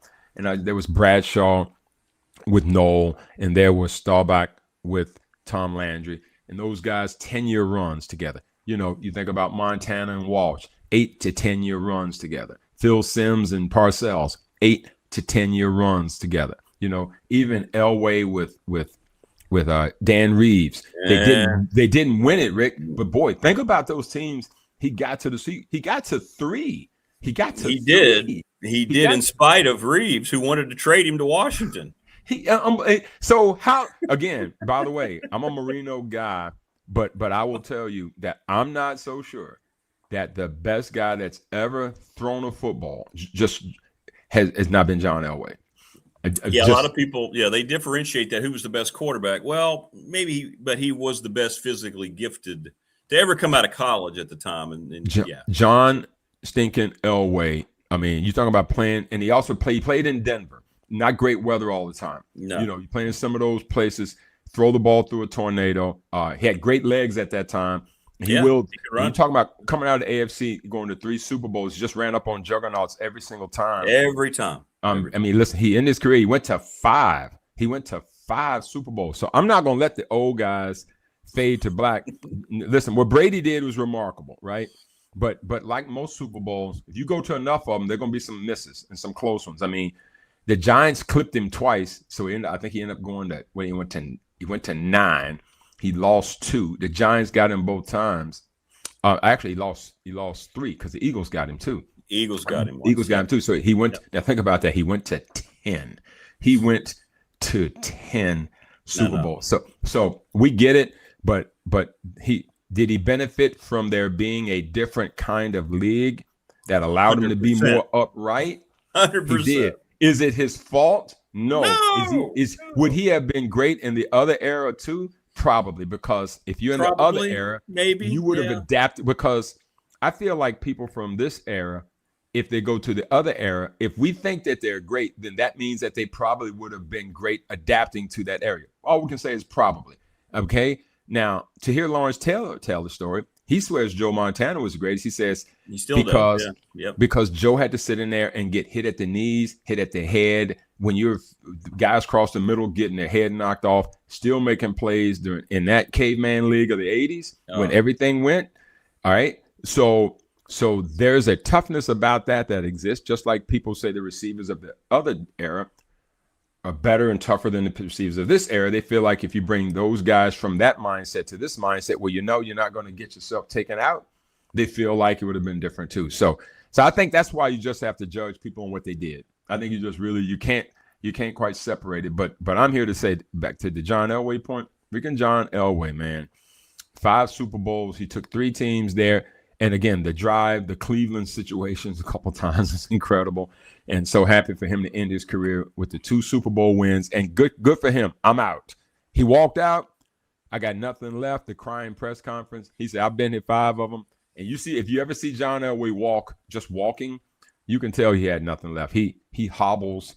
he's got that. I think he hobbles. Rick, you met him, I think, right? Yeah, at that time though, he was okay. I mean, he was 5 years after he had retired, but he was, plus he was drinking beer, so he was very loose. But he kind of, you could kind of see it. Yeah, you could kind of see it. Yeah. Yeah. Had a little bit of a wobble, but that was an era of great quarterbacks. You had him, you had Marino, and you had Jim Kelly, all through that time. So yeah, those are great times. But I'm not one who is so stuck on it that I don't love today's football too. I cannot wait to see football in any way, shape, or form. And so I'm not so married to that I'm like, oh, these games are terrible. I'm not that guy at all. It's still the hardest thing to do is to be a quarterback in the National Football League. To process that information, exhausted, hurt, dinged, weather, people coming in. What do I do? Call the play, get everybody organized, breathing heavily, etc. It's an incredible thing. Not that everybody isn't tired and hard. It's just football, man. And that's why we love it. Because everybody can't do it. That's the other reason I think people like it, because people can go throw a basketball up, Rick. Hey, I'm a hooper. Or, I can hit 5 shots in a row. Look at me. I'm good. Look at me. I'm good. Yeah. Nobody's saying, hey, let's go throw some pads on to go out in the That's right. heat. That's right. Nobody's doing that. No. LT just said that recently, too. I saw a few weeks ago about Montana, and he said the 2 times it scared him the most on the field was obviously the incident with Joe Theismann. He was directly involved, and he said Monday night. Mm-hmm. But it's when Leonard Marshall knocked out Montana. Oh, God. In the 91, I think it was a title game. Thought he killed him. And he said he thought he was dead. Like, thought he killed him. Trying to be flippant. He thought that when he hit his head, he thought he didn't move. He immediately was just done. Because that was a horrible shot. And then I think Taylor picked the ball up and scooped and went in the end zone. Yeah, right. But he thought he'd been killed. It was a unbelievable blow. And I guess we'll give whomever credit for this, whether it's a court of public opinion or the NFL, that they started to realize that even a game of that level of violence, we've got to do something to not allow these quarterbacks to get killed on the football field. Now they took it too far. They've gone too far. Now, Rick, now that the old overcorrection, right? The overcorrection. So now the question is we've got to allow common sense to be part of it. A graze to the helmet is not a personal foul. I mean, and don't look at linemen and say that's a personal foul. Then it's a personal foul on every play. That's right. That's right. Yeah, every play you could call first. Every play. So, but Lawrence Taylor is exactly right, and I again, he's not wrong in his opinion of it because he's been in the belly of the beast. He's been there and seen it all. I mean, you think about those Giants teams. That was the Bears was hot at that time. The Niners was hot. Joe Gibbs' Washington team was hot. The Eagles were head hunting at that time. I mean, it was a lot of noise going on at that time in that NFC, and that's why John Elway had a tough time winning the Super Bowl. Absolutely, yeah. He always got criticized, but he was the only reason 3 of those teams even made it to the Super Bowl. What would Denver have been without him? What would they have been without him, Rick? What would they have been without him? I mean, my gosh. A wild card team at best. At best. I mean, you're talking about Tom Jackson finishing up his career. I remember him on the sideline with him one time at one of the Super Bowls. It was ending. He was kind of putting his arm around John Elway. The Giants game. Yeah, it was Super Bowl 21. I think. It was that game. Yep. And just think about it. And Elway went to 4 more after that because that Giants one, I think, was his first one, if I'm not mistaken. Because I think if I'm not mistaken, I think it was his first one. Yep. It was. Because prior to that, you had Miami had gone, Marino's the 84 season, 85 Super Bowl. And the Bears. And then the Bears. Then you had the Giants. Then there was the Giants. And then there was the Doug Williams game. And then the Niners got 2 in a row. And then after that, I think was the Gulf War Super Bowl with the Giants beating the Bills. And then I think the Cowboys. Here come the Cowboys. The Cowboys got 2. Steve Young got his. Cowboys got another one, Barry Switzer. I believe it was. I think it was in that sequence, 3 and 4 years. And man. So, and then I think Brett Favre got his. And then they lost to the aforementioned Denver Broncos. And then Denver got another one against Atlanta. Shout out Eugene Robinson. Yeah, didn't we? Yeah. You're one shot, and you decide to do that. So if y'all don't know, look it up. Look it up. Look it up. Look it up. There you go. Yes, sir. Well, great stuff. As Matthew just said in chat, and I'm going to reiterate it once again, Rick, you say it every week, but David Smith is really better than any NFL analyst on television today. 100%. Well, it's a very low bar that you're comparing me to. Facts. Now, I say that in reverence. I listen to all those guys, and I'm not a professional, but I play one on Rick's show. So that's all I got. That's all I got. I play one on Rick's show. Love the sport, man, and it's just fun. But what you see Rick and I do, whenever we see each other, if we've got 5 minutes, this is how it goes. This is what we do. We don't even we don't talk. We don't plan it. It just goes right to it. We just, man, what do you think of this? Especially during one of my loves during Rapid basketball season is if I get 5 minutes before he goes on and before the game starts, we know the game's going to happen. We may say, hey, such and such going to play, but then we'll be like, man, we got to get home tonight. Get ready for the game tomorrow. I know. Who the Broncos got? Here's your dog. And by the way, thank you for the text message. I got excited to send you that. I saw that old sport cover, and I was like, Sport magazine. Man, that's Larry Little. Is that Fernandez or Jim Mandich? I couldn't tell on the other side. I couldn't remember either. Couldn't tell. And I was like, where's David? Anytime you see old Dolphin gear, the best Dolphin gear ever. Great cover that was. And again, for those Sport Magazine, SP, not Sports Illustrated. Underrated. SP. Oh, it's fantastic. And Rick, I used to be a Sporting News subscriber. Me too. Sporting News, the newspaper version. Oh, you couldn't wait. It was everything. It was. Listen, yes, folks, there were magazines. I know. And they came every week, and the information wasn't as dated as you thought. In fact, you couldn't wait for the Super Bowl edition to come of any of those. Or the preseason football one. I think Phil Steele does the college football. Is that out yet, Rick, by the way? I think it's out. Yeah, I think it's coming out. I'm pretty sure. But yeah, Sport Magazine, underrated. Really, really, really good. And again, the Sporting News, I still got an old Sporting News of Dr. J and Michael Jordan on the cover when Dr. J's kind of, I think he had the stethoscope on, or it was Jordan, and kind of like handing it over to the new guy. So I've still got that somewhere tucked away. I kept a lot of those bad boys. Yeah, that's cool. That's cool. That's good stuff. Yeah, man. Love this stuff. All right, brother. Listen, we will reconvene again next week. You played football at Amherst, didn't you? Somebody quarterback. Yeah, I was quarterback. Yes, sir. There you go. Yeah. He's a Lancer. A Lancer. Yes, sir. Yeah. Yes, sir. Lancer. Yeah. And shout out to you guys too. I actually meant to mention this to you. The reverence you guys have for your coach, Coach Hicks, is mind blowing. I'm not surprised because when I came to Radford in the early '80s, I heard this guy's name all the time, and several things I remember hearing about him. One, he was a fantastic coach. Now hearing the stories, he really pretty much had a collegiate program at a high school level. He did. Is what he did, and the infamous he wore shorts no matter how cold it was. Did not matter. And he's a marathon runner. I remember hearing that. I met him like once or twice, but I saw him on Route 11 running. Yes. Often.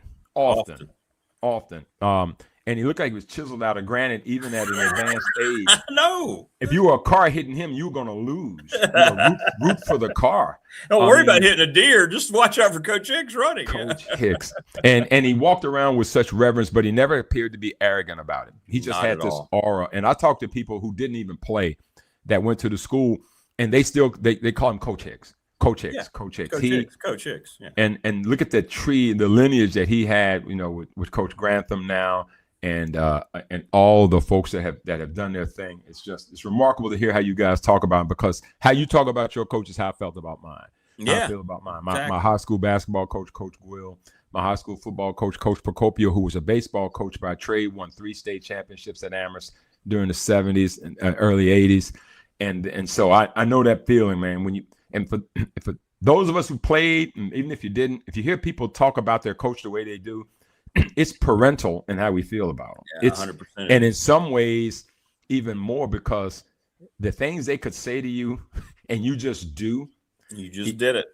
You don't even know what it is. You just no. That's the most absurd thing ever. Okay. But he said it, so we We better do it. We better do it.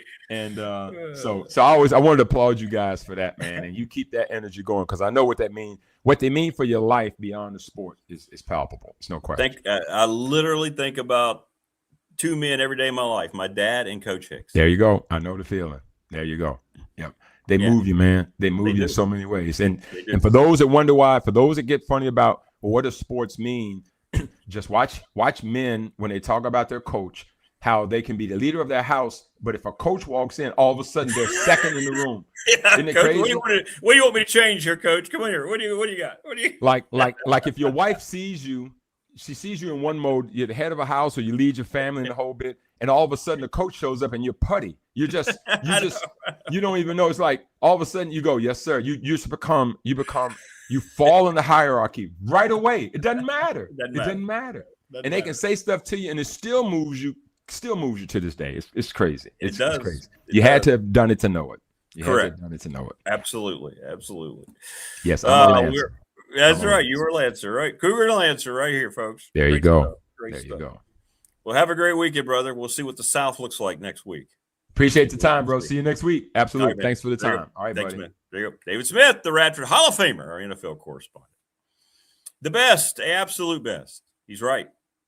He's right. I had so many great conversations with Coach after football. He ran around Deadman all the time. That's where he did down the river. Because I told you I made the mistake of joining his running group on Saturday morning. I saw him at the beginning. I never saw him again. Bye. See ya. See you, Coach. He gave me a heart. The next time he saw me, he just started shaking his head. He was like, yep. My mistake, Coach. My mistake. I think he won a marathon the next weekend. David just referenced that. Great stuff. And chat, you were awesome. Yeah, I do remember Frank Broyles in the booth with Keith Jackson. Yeah, I do. Now that you say that. Christian, absolutely. Absolutely. We're going to send Tori her. Yeah. You're going to enjoy Tori. She is next. Worked with her quite a bit at Radford, and she is carried through on those experiences and her talent. She's got a growing softball. We'll let her tell you what she's got going.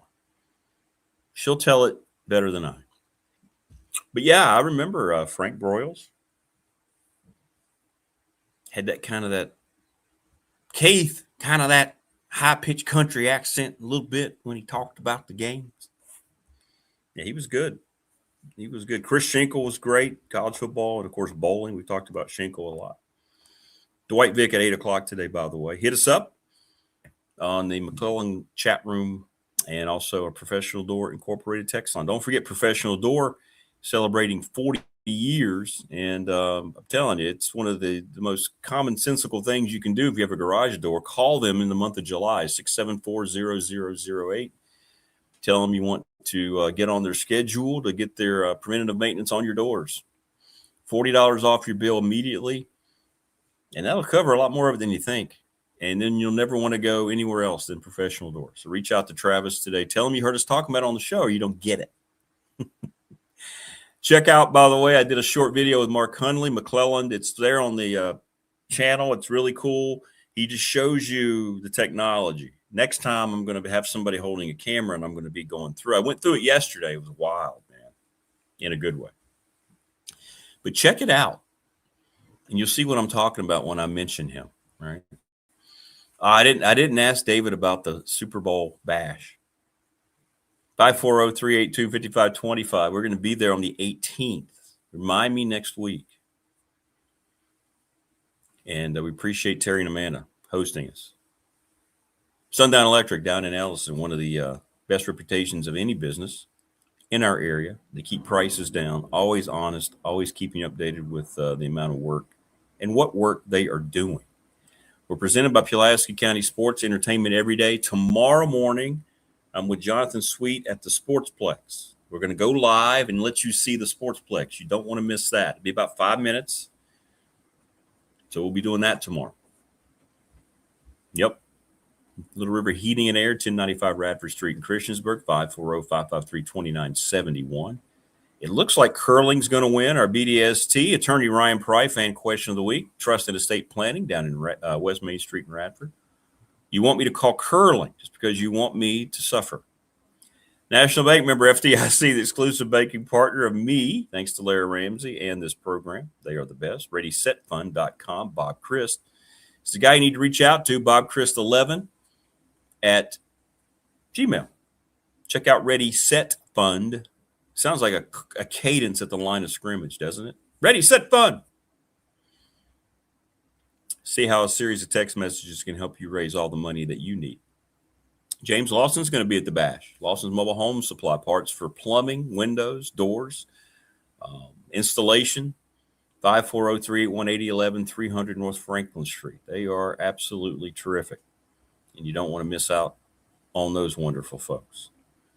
Don't forget that each and every day we're broadcast live from the Family Fencing Studios here in Reiner.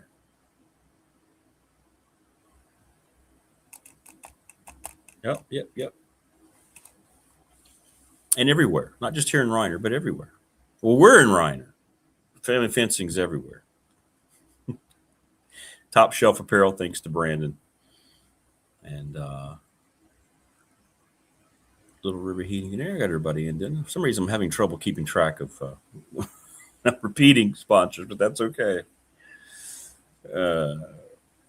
Yeah, Frank Broyles Award. That's exactly right, Wayne. It's exactly right. Yep. Rick Suffering, great. You know, I like to think of this more as a podcast. I think this is just a daily broadcast. Now, but you know what? I would relish curling. I would, because I think I would throw in some kind of bad accent just because I felt like I'd have to. Do a little crash course on the terminology. Try to set up my analyst, because I'd have to have premier curling analyst. Couldn't just bowling would be easy. That'd be fun. But it looks like curling's going to win. Y'all want me to do some curling. Okay. Maybe that big Olympic cheating scandal, maybe that would hit. Remember last year, the controversy? I remember what countries it was.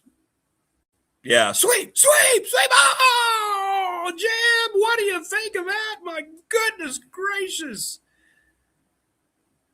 Oh, Rick, he got the tap he needed right in the center of the bullseye.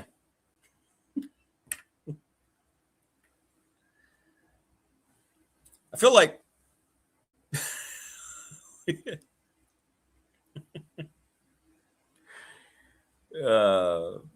so Dodgeball is a movie that is very silly, but I always enjoy watching it. And Pepper Brooks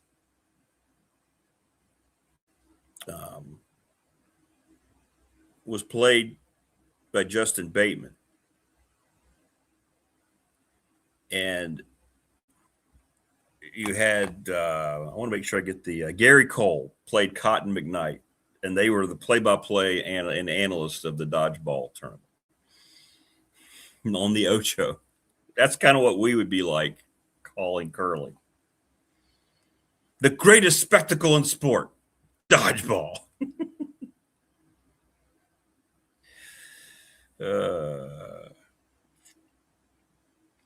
Great stuff, man. Great stuff from David Smith. Dwight Vick comes up here in about half an hour. I see you in the green room, Tori. You ready? All right, you good? I don't know about your background. I don't know. Should be all right. I don't know. Look, you're the young, intelligent, technological person here, TB. You should have that answer more than me. What's up?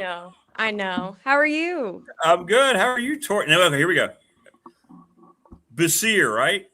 Yeah, Tori Basir. You got it. I got it. Well, how in the world have you been? First of all, did you know I just got married about a month ago? No, I didn't know that. Congratulations. Thank you very much. So, see, That is you awesome. inspired me. I followed you about a year and a half later. Hey, all we need is love out here. That's all we need. Exactly right. Exactly right. Well, how have you been? I know you got a lot of stuff going on. I see you on Instagram all the time, man. What's going on with you? Yeah, I mean, the grind is real on Instagram, but I wish that I could show you my background. I was trying to figure that out, but obviously I'm not good with technology. I am sitting out here in my sunroom because I'm in Bradenton, right by the beach. So Oh, location-wise, I cannot complain. But I yeah, was going to say, wow. just been working everything softball. Yeah, and let's So talk fun. about that. I was going to try to describe it. I said, well, you know what? She's coming on. So let's let Tori explain this. By the way, when did I meet you? Would I meet you your sophomore year or junior I think year? it was my sophomore year. I started doing live Twitter updates for soccer, and I started wrapping cable a little bit, and I was like, "Hey, is there any way that I can get some reps even if I'm off camera doing broadcasting?" And they're like, "We've got the guy for you." So, yeah. No, it was so much fun. Yeah, it was great. And you still pop in from time to time and jump on a baseball or softball broadcast with me. So it's good. I didn't have you on It's baseball this year, though. I was very sad. Very sad. I know. It's literally my favorite thing to do. So I was very sad about not doing baseball. I will still be in the area for one more year. So Okay. hopefully I can hop on baseball. But yeah, down here, when somebody asked me my job description, I'm like, I don't even know what it is because they're just like, do media. But I would say I'm doing on-field reporting for the Florida Vibe. So they're in the PSL, the Professional Softball League. It's their first year ever having this league. And after the games, I do post-game interviews with coaches, players. I'm also working for the Florida Gulf Coast League, which is summer league. It's a lot like what they do in Cape Cod, basically same thing. Yeah, yeah. And I'm interviewing players for that. I'm podcasting, doing some social media content. Basically anything I can do to tell the player stories, I'm doing it. So it's again across a bunch of different platforms, and I'm just trying to see what works. Well, the interviews are terrific, and you do go deep inside the players. How is your? And I've always been curious because softball, as you know, you played at Radford and you played in high school here at Auburn. You've been playing it since you're old enough to hold a bat, I'm sure. But how have you seen the professional side of it? It's grown so much in college, as you know. I mean, it's the fastest growing women's sport in college sports right now. But how is it transferring over into the professional game? Well, I just talked to Michelle Smith, and she was saying that it's the fourth viewed college sport, like you said. It's growing so much. And I think in the professional game, the biggest thing right now is that there are two different leagues. And so you have the AUSL, the PSL. The AUSL has grown tremendously, and they have the MLB contracts. Contract with ESPN, where all of their games are going. So I've seen them have tremendous growth, but there's also just a huge talent pool. And to be quite honest, there's more talent than there are positions and roster spots. And so I think there's still like so many independent owners, independent teams that can pay a little bit more and provide more opportunity, and that's what the PSL is doing as well. And so I think right now they're just trying to figure out, what does it look like? Is there going to be one? Will there always be two? There's just so much talent in softball, and a lot of people want to watch. Yeah, absolutely. And I'm glad that these women have the opportunity to continue playing as long as they feel like that they want to and so forth. And hopefully they'll keep growing. What are the crowds like? What's the reaction when you're at these games and you're covering live? I think right here in Bradenton specifically, the college girls that are at the summer league, they love being at the games. Just seeing that there's the opportunity right in front of them, something tangible, they can be there. We also get, I mean, with softball, like the younger girls that are seeing for the first time that there's professional. I think there's a lot of like little young girls that are coming that are excited, Yeah, and yeah. they're making it like a family event. Um, I would say the biggest when it comes to PSL um, showing has been in Kansas City. They've had the best fan base this year, Interesting. um, pulling like Midwest. Yeah. 5,000, 5,500 fans in their opener. Wow. That's cool. Um, we don't quite get the numbers down here, but I would say in the Midwest, it's a hit. Well, that's good. That's a good sign. That's progression. That's progression. And it's like Tebow said in chat, people, when you go, you appreciate it so much more. The game itself, it's kind of like, for me, it takes me a while every year to get used to the substitutions and things like that. But there's a lot more strategy involved and things of that nature with the game. But I hope it goes coast to coast for you. But your podcast specifically, talk about that, because I do watch some of the interviews and it's fun and you have a great time doing it, and you bring out things about the players that that normally a lot of interviewers wouldn't. So it's good stuff. Well, I appreciate you saying that. I've definitely been slacking with the podcast, doing all the Well, other like you're interviews and busy. content. I I'd like understand. to do some more. I recently had, I guess this past week, I had a couple different podcast episodes that are going to go up soon. One with Jayla Wright from the Carolina Blaze, and then one with Kaylee Wyckoff, who's on the Utah Talons. They're both AUSL, and then I have one with Abby Dayton that's here at the Vibe. But the biggest thing for me is that, like, I didn't have a good college career. Like, I had a wonderful time, but like my stats, I'm like, yowza. You know, I'm somebody that knows there's so much more than the game. Like, there's so much more life that goes on, and softball is like such a rich culture too.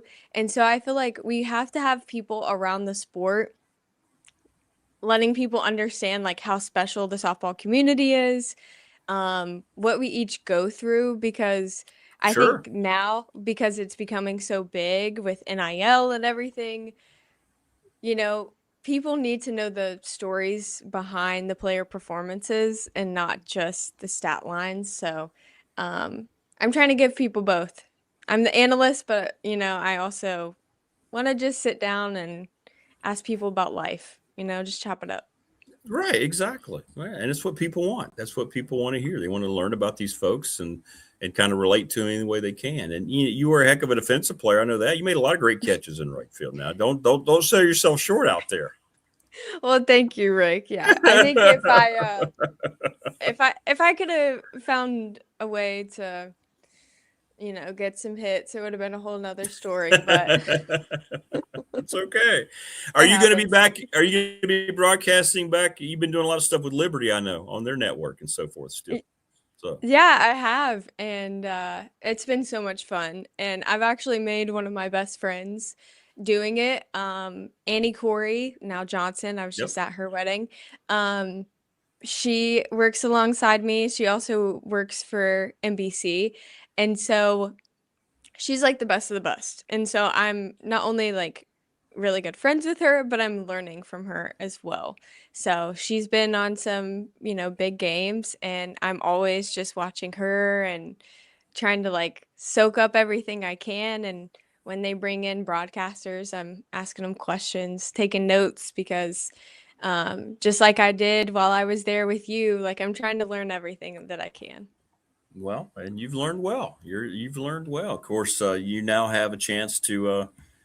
Dot has added a pretty good assistant coach to her stable in Kevin Fagan.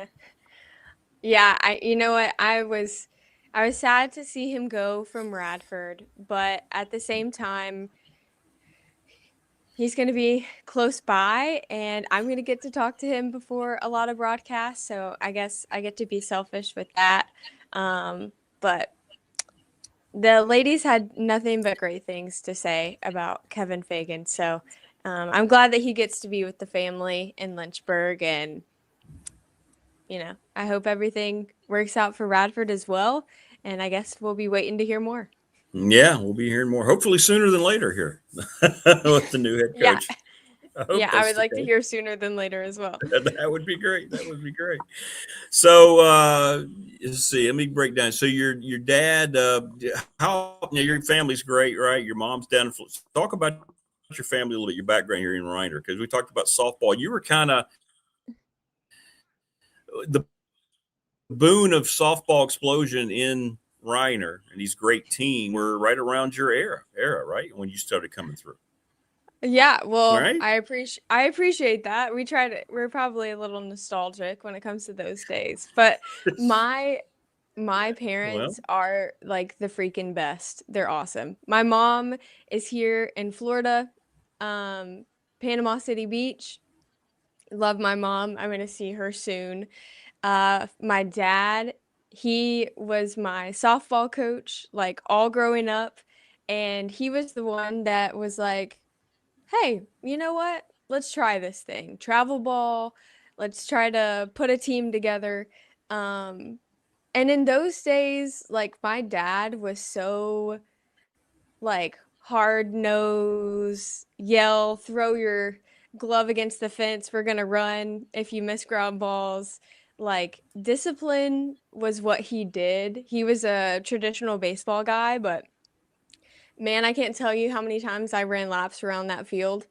But the one thing that I can say is that I love my dad. He's like my number one fan.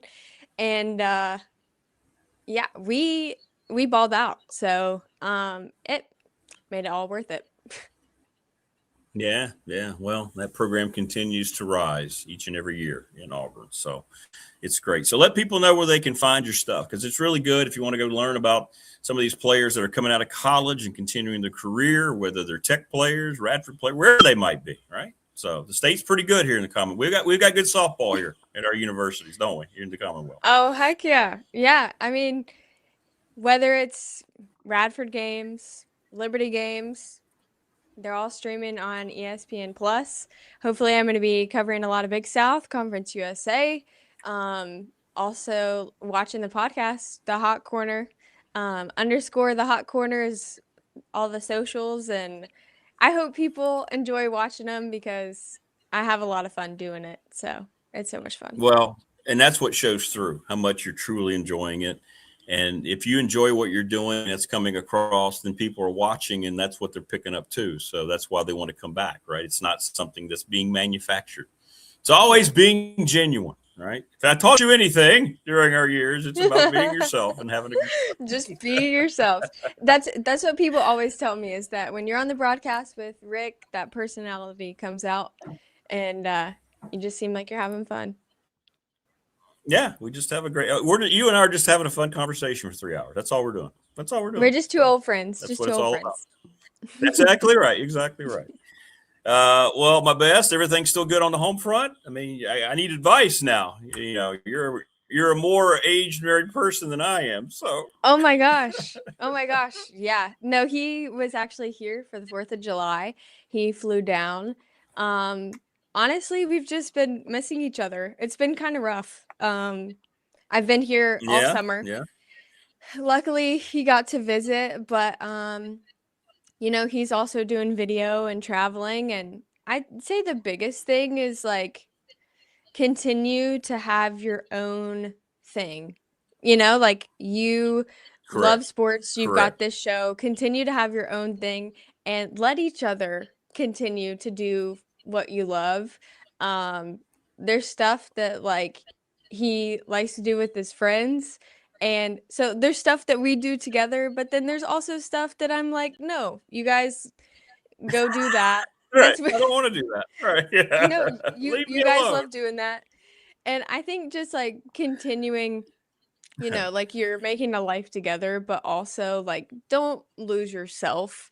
I think that's the biggest thing. But I love Luke and it's going good. So thanks for asking. How are you guys? Very wise. Very wise. Look at you. You're speaking like you're a 20-year veteran, right? It's good advice. Good advice. Good advice. It's going good. It's been a month and today's 3 days, so it's going good. It feels like it's fast. As long as it feels like it's going by fast, it's good, right? No, I love that. That's perfect. Yeah. Instead of like, oh my God, it's not even a month yet. Yeah. And I think the biggest thing is too, like, try to find new things to do. I feel like Luke is always good about like finding the next adventure and getting out of our comfort zones. He's always like, let's go here, let's go there, let's try this. Whether it's like a new restaurant or going to a completely different country. There you go. Yeah. Let's go. Let's pack up and go. Yeah. I don't ever know what to expect with him, but even if it's the little things, just. But that's good. That's exciting. That's exciting. Yeah. Yeah. Well, listen, congrats on everything. Thank and you. Keep building. You're going to be a massive success. You just keep on grinding. You know it's going to come through for you. And if you ever need anything, don't hesitate to reach out, as always. Well, you know what, Rick? I have to thank you for having me on here. And honestly, just like having faith in me to start broadcasting, even when I look back and I'm like, I was horrible at it. But you let me in the booth. You taught me what I know now. And so for all of that, thank you. Well, no, far too much credit. Far too much credit goes here. You had it. You had the 10. You just needed to keep doing it. And once you started doing it, it was just, there you go. There you go. So, well, keep it up. I would have been like a bowling ball. I needed, the rails. Right, yeah. Or else I would have been a gutter ball. No more gutter balls for you. No, none whatsoever. All right, well, we'll chat soon. Give my best to your fam.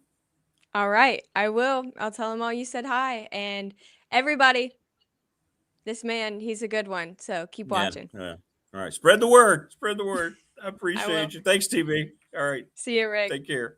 All right, be good. There you go. Tori Basir joining us. Check out her podcast. She's great. That smile you see is very genuine. You need that today, man. There's no agenda there. Creed just jumped up on top of the trash can, looking in. He's got his head around the side of the door like, dude, have you not seen me for the last 20 minutes? Yeah, I did, but, we had guests. Why am I talking to him through the glass? Let me go get it. Hang on.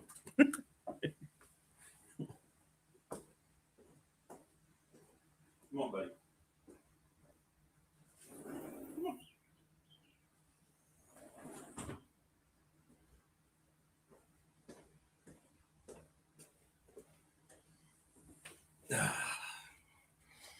I know one thing.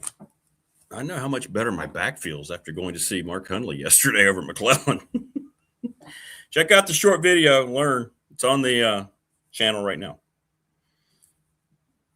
Great stuff from Tori. Dwight Vick joins us here coming up. With the success, Tebow says Tech has had in softball, you'd think they would add more seating. Yeah, they've got to do some upgrading there. They do. I think a lot of times, not just Tech, but a lot of these schools, there's things that they need, and it's going to cost a certain amount of money. I wonder how much, well, it has to be a lot. I don't guess we have to wonder. They look at that sport and see, all right, is it a revenue sport? Is it not a revenue sport? And do they just kind of take it for granted? But then at the same time, you fall so far behind your facilities. Then when you do have to make improvements, it ends up being a lot more costly.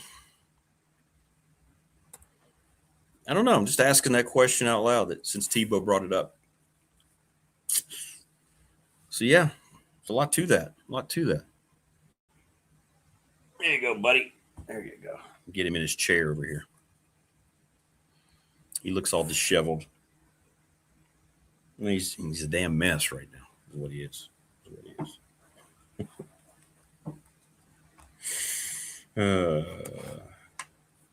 People on the professional door text line tell me they want me to simulcast a curling match now. Well, I don't know how I would do that. I mean, I'd find one. Then I'd have to find an analyst. They really want me to do curling. Now, people keep saying soccer, but I'm like, look, all you got to do is just listen this fall from the Radford on ESPN Plus. I'll be doing soccer. I do that all the time.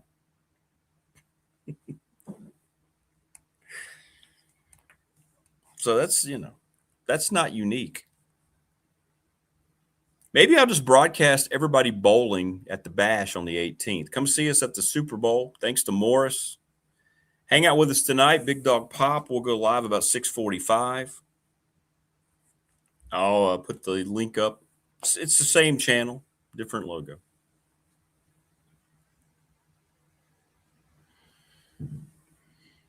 So that's tonight as well. It's cool because I've been getting like random messages, people asking me, when are you doing Pop again? When are you doing that again? So that's good. But I figure you have to be consistent at it early, especially, or it's not going to gain any traction. Like you can't just say, hey, we did it twice and we're going to take 3 weeks off. It doesn't usually work that way. Thank you, Michael. Says Tori seems great.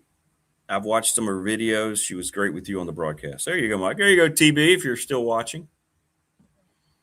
Timo says, good luck finding some curling. Yeah. I mean, what are we going to do? There's no frozen anything.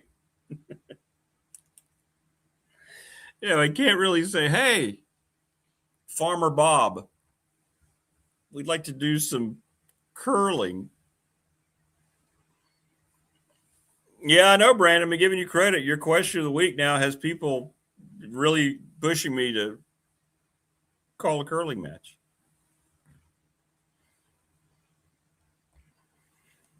Timothy says you could do both voices. Just don't put the camera on you. Well, I guess so. I don't know, Sam. I really thought he was going to hit the mark there. What went wrong in his technique? Well, Rick, when you look at it from that side view.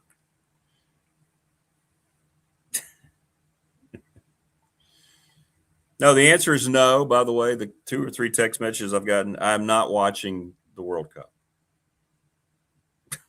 Bob Black said it better than I could yesterday. No, we're out. I was keeping up with the U.S. We're out. We embarrassed ourselves. I'm done. No,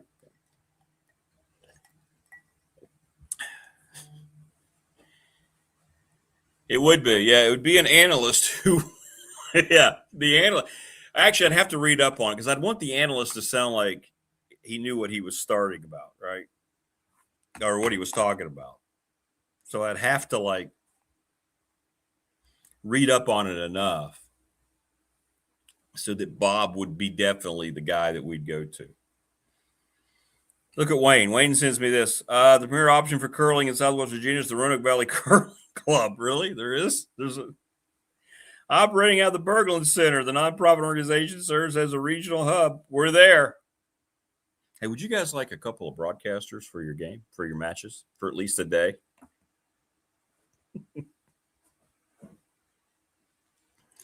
Burnip being the analyst. Devo says, Farmer Bob probably thinks curling is something you do with your significant other when you're watching a movie. Well,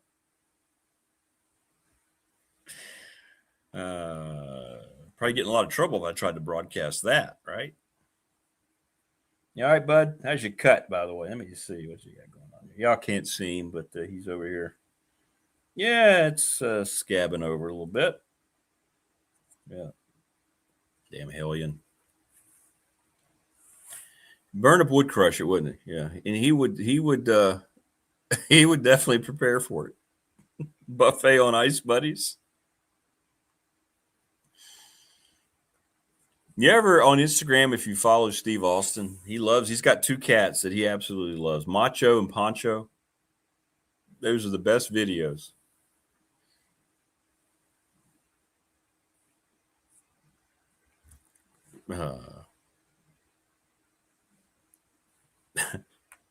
Dwight Vic joins us here coming up. Don't forget to call Professional Door, $40 throughout the month of July. If you mentioned that you heard us talking about it. 674-0008.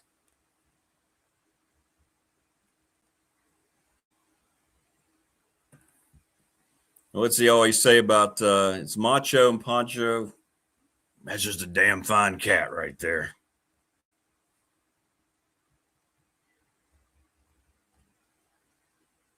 I think of all the A&E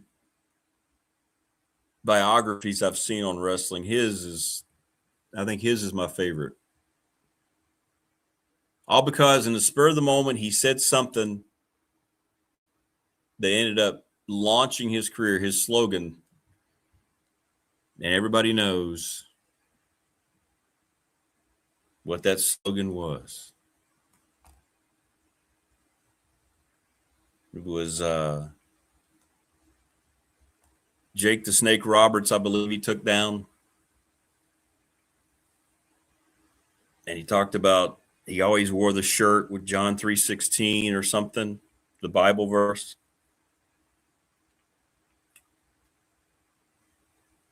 And then he said just randomly on the fly, well, Austin 3:16 says, I just kicked your and he showed up at the next event and people had signs. And he talked about how that became a multi-million dollar merchandising gold mine. Isn't that crazy? How that can happen?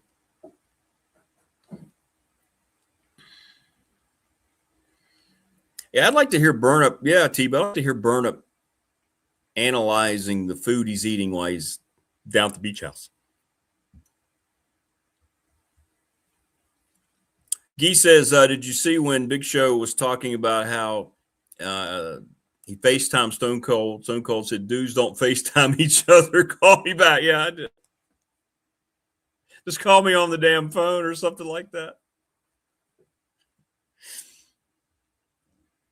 But again, his story is interesting because he struggled to find his character. You guys have seen it's interesting, man.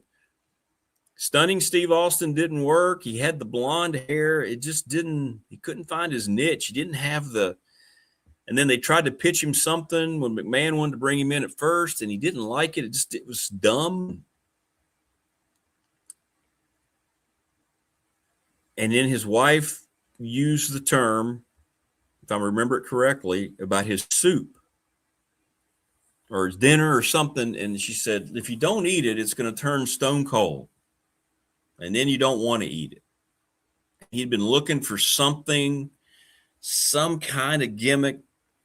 And he went, that's it. And she goes, what? Stone Cold Steve Austin. And then he became the biggest thing. You can make the argument during those 3 to 5 years, he was the biggest thing wrestling had ever seen. He was a international phenomenon. Crazy. It's crazy. Fascinating stuff. But those are some of the best put together biographies that they did on the WWE. I mean, they're all very interesting. They're all good. Mankind's is great. He's a very smart dude. They're all good. But I love that story of how all that came together with Steve Austin. You watch him, by the way, you ever watch the, y'all will know. It's a show where a dude's eating hot wings. What's it called? Is it Hot Ones? And he's got celebrities, some of the biggest celebrities in the world come on his show. And they go up amplification on the wings. Yeah, Hot Ones. You ever watch Austin's? He had the hottest. He was just talking about his career. It didn't bother. Now I don't really like hot food like that. I don't like this because it doesn't taste good. It knocks out my. Well, yeah, Ric Flair's my all-time favorite, T-Bo. He is.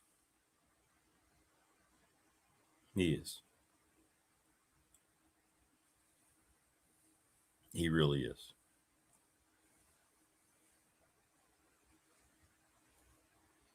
Well, I will say it this way, T-Bo.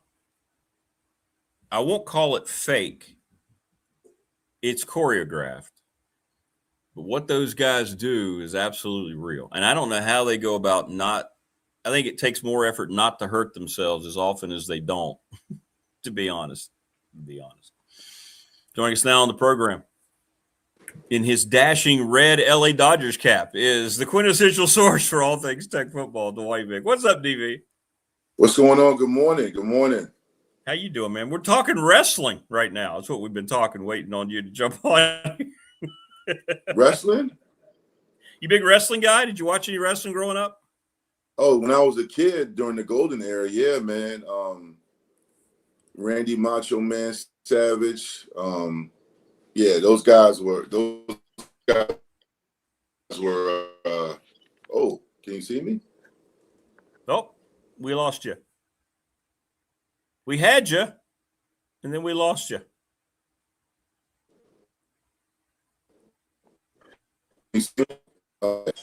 Can we get? Oh, wait a minute. Oh, my goodness gracious, we've lost him. Yeah, that was weird. You were there, and then it went black, and then I guess you just try the same link, DV. That was – I'm looking down here to see. Yeah. Huh. I have not watched the Dark Side of the Ring shows. I need to. I have not. But Tebow, you're right. It is a soap opera. It is. It's a continuous story. It's cool. It's cool.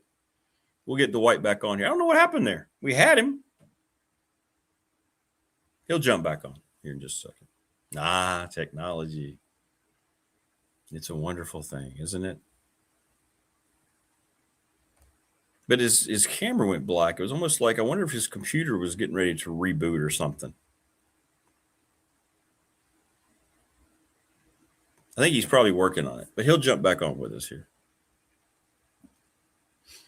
It happens. This is live. That's why we're a live program, a live broadcast program instead of just a podcast.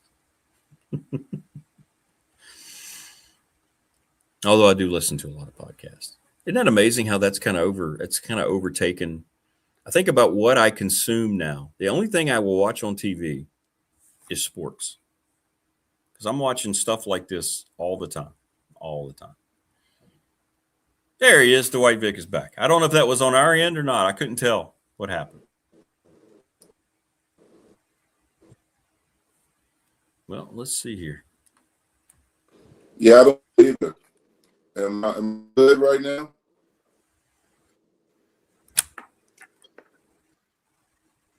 Yeah, you're frozen right now. I don't know what's going on that side.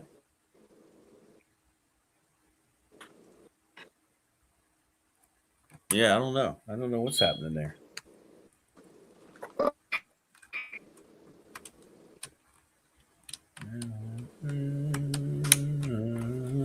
I don't know. We may have to do a reboot there, DV. I don't know. I know it helps on my end. Let me try that again here. Let me do that and come back and see what happens. Let me try it just in case. I'll be back in a second, y'all. Talk amongst yourselves here. I'm trying to.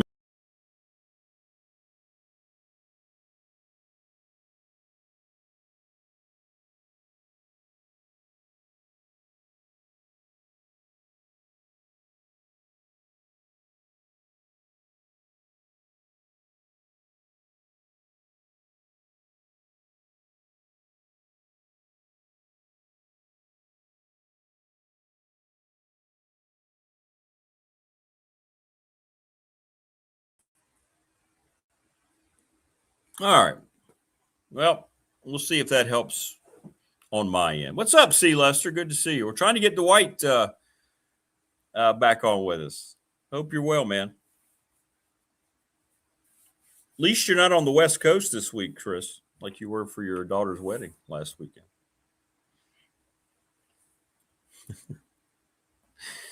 From one coast to the next. So I rebooted. We'll see if Dwight digging. Hey, what's going on, man? I don't know I'm sorry about that. I don't know what's going on here in Northern Virginia. Can you hear me okay?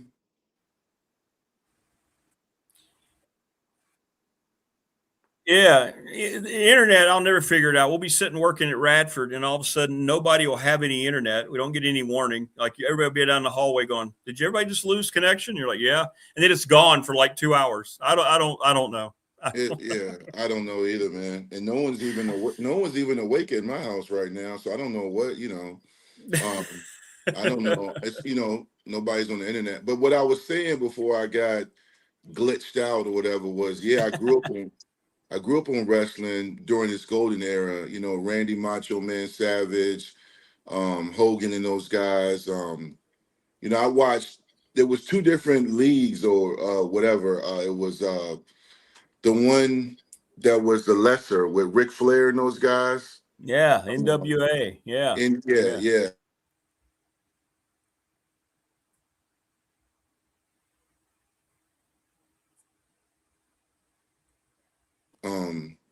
It was on Hulk Hogan on Netflix. I don't know if you've seen it or heard about it, but it dove into his life and his controversy, and just Hulk Hogan single-handedly made wrestling what it was as far as a global sport. No, It was amazing to watch because he just he came along at the perfect time, and he just, what's the guy that owned it, that made the XFL, the one that that Vince ran the whole McMahon. show. Yeah. So Vince McMahon and Hogan together made wrestling what it was, with all the mania and all the different stuff when it became pay-per-view. And I mean, Hogan, it was crazy, man. It's kind of sad when you watch it too, because his career, he just had a lot of demons he was battling, and I didn't know any of that because I was a kid when he came out, and then as I got older, I didn't watch wrestling as much. I didn't watch it. I mean, especially when I found out it was kind of orchestrated or staged, but then again, it was still real. Those slams and those jumps and those hits and things were real. Those guys, they went through a lot. We talk about hockey, boxing, and football, but wrestling, they went through it too, man. Oh, I know. I'm with you 100%. I don't know how they keep from hurting themselves more than they do, to be honest with you. It's crazy. Well, in the 80s, man, in the 80s in the 80s and early 90s, before everybody went soft, as kids, man, boys, I know in my part of the 757, no matter what neighborhood you lived in, no matter where you were from, we did those things, man, suplexes and jumping off of chairs, you know what I'm saying? Like, we were doing all of that. People were crazy, man. I look, you know what? Switching subjects, but it's relative. I look at the playgrounds from my childhood, and I'm lucky I don't have CTE, from the monkey bars and the slides and we had playgrounds that looked like competition in the Hunger Games, man. We literally were risking it all during recess, man. I mean, we did everything in the 80s and 90s, man. We played wall ball, we jumped off a tall, not tall buildings, but we jumped off of whatever we could. Like, we climbed trees, fall down, get a separated shoulder. I know. This is a different time. 100%. Different time. You would literally jump off the monkey bars, right? On top, you would just try to jump on somebody from them and not think anything about it, thinking that you were one of those guys. Yeah. Yeah, man. We had no fear. I mean, guys. I mean, I look back, man. From playing tackle football to, we called it stick ball in the hood, stick ball, but it was baseball. We called it stick ball, and we would just. I just remember, we talk about the heat and code orange and code red. We were outside no matter what. And we didn't have a Dick's Sporting Goods. There were no water bottles. So you'd be like, oh, wait, hold on. Time out. And then you run over there and drink out the water hose. You just turn on the water hose, and we would just stand there. We did not have the luxuries or awareness that we have now as far as bacteria and viruses and all of that, man. Hey, listen, I'm showing my age now, but I don't give a damn. We rode in cars with no seat belts. I know. I know, I mean, all the time. on the interstate, no seatbelts, just riding to King's Dominion and Busch Gardens, riding to church, no seatbelt, no seatbelt. You know what I'm saying? It was like, yo, like that's why I say, sometimes, and again, for those watching and listening, don't take this the wrong way. I'm not anti-safety. I'm not anti-concussion protocol. I'm not saying I love what we have today because safety should come first. It's just that back then we didn't know any better. And we kind of lived life, we lived life in the moment. We were in the moment. I mean, even when people ask me about my athletic career, even with my cousin Mike and a lot of us in our family, we just played sports with the hope to win games. We weren't thinking about rankings and offers. I didn't really know I was going to go to college until my junior year when I started getting letters in the mail from Pittsburgh and Boston College in Florida. And I was like, oh, my high school during that time was one of the best in the nation. So I knew I was playing for a legendary Hall of Fame coach, but I didn't get consumed. Like you talk to sophomores and juniors now and their respective sports and females and males, and everything is about rivals and 247 rankings and Instagram and highlights and check out my mixtape. And I feel like a lot of their stress comes from the fact that they're so focused on the next chapter, they're not enjoying the book and chapter they're in right now. They're just always looking forward. That's a good. Let me ask you this because I get this a lot. I had a couple people ask me, what is Dwight looking for early in the season from James Franklin's first team? I think I kind of know which way you're going to go with this. Let's say non-conference. So we get through the non-conference and you start getting into conference games. What are those first 3 weeks? What does that need to look like for you? When you're going to go, okay, now we're talking. Now we're getting back. Because you've always said it's about winning. It's about let's do these things. So what are you looking for these first 2 or 3 games that's going to tell you it's all good and things are heading the right direction? Leadership. Definitely leadership. Like, we talk about leadership. That's not something tangible or you're going to see in a pregame magazine. Andy and David, they really can't report on it. But if you look at any successful Virginia Tech team, even going back to the days when I played, it was evident that there was leadership on both sides of the football, an extension of the coaches. Also, you're going to see toughness, like mental and physical toughness. I know we mentioned earlier jokingly the rules have changed in life and concussion protocol and targeting and things like that. But you can still be a very physical football or basketball team in today's climate. I feel like Virginia Tech the last handful of years has been soft. They get pushed around a lot. They do a lot of posturing and talking when they're up, which means they're front runners.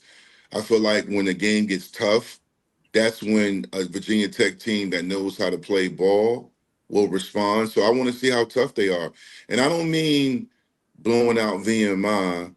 I mean, like, when you get in a situation against Boston College or Pittsburgh and, the score is tied at 17, you make a game-winning play. I want to see them make game-winning plays and toughness. I don't know. And when, people talk about, well, what is mental toughness? Mental toughness is one of those things where you have Clemson on the ropes a few years ago at home. You have them on the ropes, you block the field goal, momentum, the crowd's going crazy, but then you lose your man in coverage. Like you just, so that translates to, knowing your assignment. And that's the last point I want to say about what I expect Tech to be is competent and intelligent, having a high football IQ. I just felt like the last really but Fuente's third year into Pride's years, I know that first year with Pride, he did not have much in the cupboard. There was not a lot of talent on that team, and I don't put that on him. But after that, you had the guys, after the 7 and 6 season, you had everybody back, guys are making more money, and they just looked like they didn't know what the hell they were doing a lot of times, offensively and defensively. They, you could say, well, Marv didn't call this, or Bowen had them doing this. Listen, man, you talk to anybody that's played scheme aside, a lot of these guys were not locked in. They weren't. It was more about their drip, their cleats, their style, I know a lot about how guys weren't showing up to workouts, and the Yeah. strength and conditioning program was absolute trash. It was trash. I was the first one to say it. I was like, You we were. are weak. I know guys like we were. So I know I said 4 or 5 things, but those 4 or 5 things I'm looking for coincide, because toughness is not something you can talk about. I played That's an right. entire spring with 2 broken hands. I played with 2 broken hands. And I didn't even have to do it. I was already locked in as a starter going into my red shirt junior year, whatever, but I still wanted to play. And I mean, my hand hasn't recovered since. I don't care. I wasn't going to cut it off like Ronnie Lott, the pinky, but my whole point was I was built different. And I'm not trying to elevate myself to some Thanos heroic figure. I made mistakes, I missed blocks, but I still played with heart and effort. And I mean, people talk about legends with Virginia Tech. Oh, Jim Pond and Corey Moore and Brandon Flowers and D'Angelo Hall and Bill Connolly and all those greats, and even the very good players, Jason Worlds. The one thing all those guys had in common is they really practiced and worked hard. And when on game day, the game was easy because they knew what they were doing. I just hope Franklin brings a sense of discipline and a sense of urgency. Like if you have a very good opponent on the ropes, finish him. Like in the old game of Mortal Kombat, finish him. Finish the Right. Right.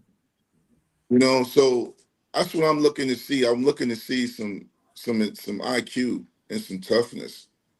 And game winning plays. I mean, how many times remember the ODU game? I know this is a sore one. The year Tech went 3-8. That was a very winnable game. We The one dropped, on the road. well, I did. Yes. Yeah. Yeah. We dropped 4 interceptions. Four. I was there in person. I had a front That's row right. seat. That's And my right. son looked at me and he said, they're not making game winning plays. And then before the half, you botch a field goal attempt, the snap, and ODU picks it up and runs it in for a touchdown. You know, and that's the kind of stuff you can't have if you're going to be an 8-9 win football team. Like if you're trying to win a significant amount of games, you can't make those mistakes. You cannot get lost in coverage against Clemson. You can't have a holding call that negates a 60-yard touchdown run. You can't have we just didn't execute, and we just we thought we had them. How many times in the last few years did we hear from Pry and his staff? They did some things we just didn't see on film. No. Yeah, Oh, they every they week. they adjusted. See again, see my Virgo memory keeps receipts. So people come talking about we didn't have the money. We didn't have the money to get. Shut up. I know. Stop telling me about the money we didn't have when the money did not make people miss tackles or get targeting penalties that negated a big stop. We did not play smart. We were soft. That was the problem. We were soft. And maybe because I talked to people that didn't do what I did, they don't understand the language I speak. Well, you said something years ago, and I guess I did it, but I didn't think about it. Now I do it all the time because of you. You said, Rick, watch the first 2 or 3 series and don't watch anything but the line of scrimmage, and you're going to know who's going to win the football game. And he goes, you remember you said something like, I never see Virginia Tech give me that feeling of, oh, they're ready to play today because they're the ones that are getting pushed back or they're the ones that are being pushed forward, defensively, right? And I'm like, that's it. You nailed it then, and that's how you knew the strength conditioning program wasn't what it needed to be. And I think about you all the time. Yeah. I'm like, yep, there you go. There it is, right there. There it is. My oldest daughter is an Eagles fan, and she jokes me because she's like, you always watch the LOS, the line of scrimmage, and I watched the LOS because that's the position I played, and the defensive and offensive line is the indicator of the heart and foundation of a football team. One of the biggest indicators was the year Virginia Tech went to Vanderbilt. And I said, it's going to be hot, and the defensive offensive line had to set the tone. In Vanderbilt game that they lost on the road, not the one that it came to Blacksburg and got blown out, but the game on the road, Vanderbilt jumped on Virginia Tech, and Virginia Tech responded the right way. Ollie Jennings caught a long touchdown, that put Virginia Tech up 27-20 late in the fourth. And Vanderbilt got the ball, a traditional, not old school, a traditional, well-coached, smart, physical football team finishes that game in regulation. They get a stop. Vanderbilt was backed up and drove the length of the field and scored. So the truth of the matter is that basically was an indicator that Virginia Tech did not have the horses mentally to get a stop. And that's what I mean. And you lost in overtime. So, at the end of the day, man, I just speak not so much my opinion, but what I see and the truth. I some people don't know how to take what people like me or Almation or other people say because they feel like, maybe it's, well, you got to look at, he didn't have this and he didn't have the O-line. I know. I'm not about to minimize the fact that Virginia Tech's talent in the last handful of years has not been on the same level as Miami. But at the same time, I'm looking at it from a Wake Forest game. I'm looking at it from a UVA game.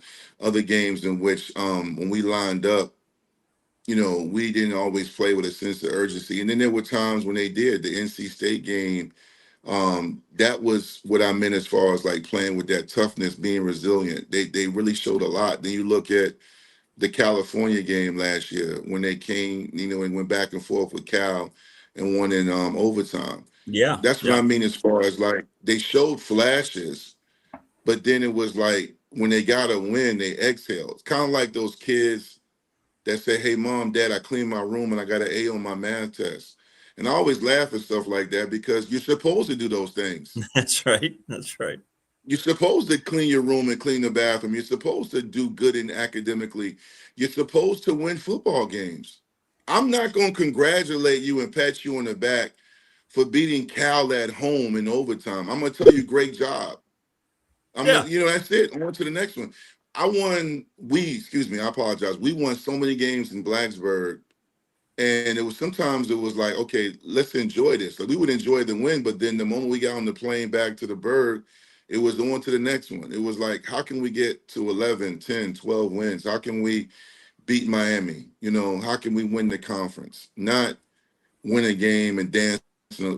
All this dancing in the locker room for a team that can't win 4 games is insane to me. What are we dancing for? 100%. What are y'all dancing for? Right.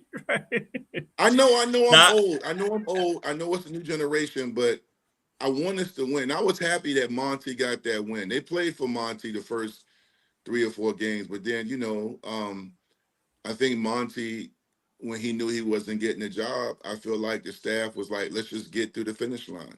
It was no more evident than that UVA game. They did nothing. No, I'm with you. And you say that a lot, and you do, and you're honest. And see, I try to be honest. It's like younger people I work with say they like talking to me because they know when they come to me with a question or a scenario, I'll give them an honest answer instead of just trying to tell them what they want to hear. And you do that with Tech. I do it with Tech. I hear it every day. Every day they say, why are you so negative against? I'm like, you're asking me a question. Am I sold this is going to work? No. I'm not sure what this is going to look like. Do I want it to work? Sure, I do. This is a 3-9 football team. They haven't, and I think about you. You go through that all the time. Don't ask me my opinion and then say that I'm a certain way because it doesn't follow what you are. Am I all in on Franklin? No. He's coming here with a hell of a lot of baggage.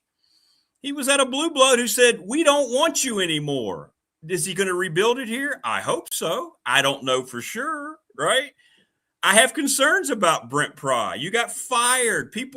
He was being run down by so many people, and now he's back. I don't know how that's going to work. It doesn't mean I don't want it to, right? So people want to ask you a question, and when you're honest, they try to say, well, you're just being a hater. That's what I hate more. You're just being a hater. No, I'm being honest. If it works out, that's outstanding. But don't ask me how I feel now in July and then criticize me because it doesn't line up with your ultimate optimism every day. I'm glad you have optimism. Tech fans should have hope, but anyway. I think what you're saying is fair. I mean, Franklin has done a great job at every place he's been at, but he has to do it in Blacksburg. He has to do it for Virginia Tech. Exactly. And secondly, I mean, there's nothing wrong with holding someone in their profession to the standard, they should be held to. I wanted to work because of my role and my history with Tech, alumni, former player, Absolutely. graduate, and all that.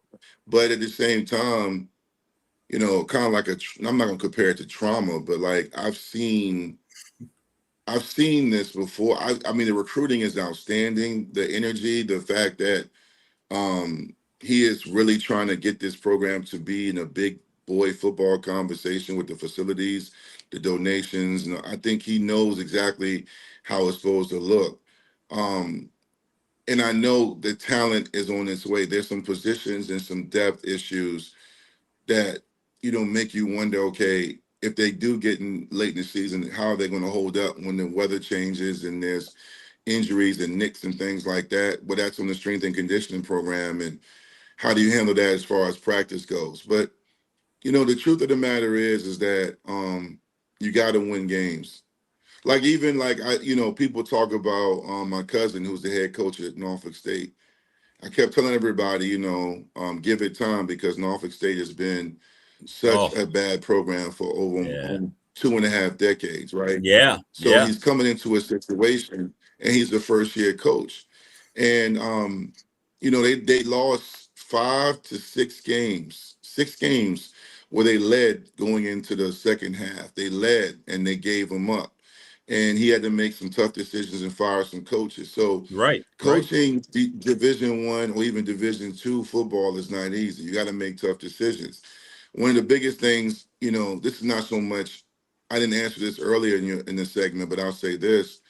In regards to leadership, that also includes the coaches. Like, will you play the player that's better, that might be a backup, but he makes less NIL money than the starter?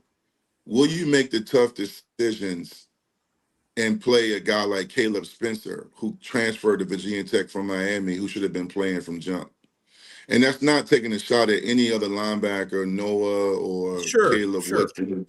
I love Caleb Woodson. That's my guy. I'm not even saying that he should have been playing over Caleb Woodson, but what I'm saying is, when guys are performing and they're playing well, keep them in the lineup. But over the course of games, if a guy's just not getting it done, you got to make a choice. Like even Monty last year, Drones wasn't playing to the standard of Drones' ability. And, we never saw Pop, even for a series.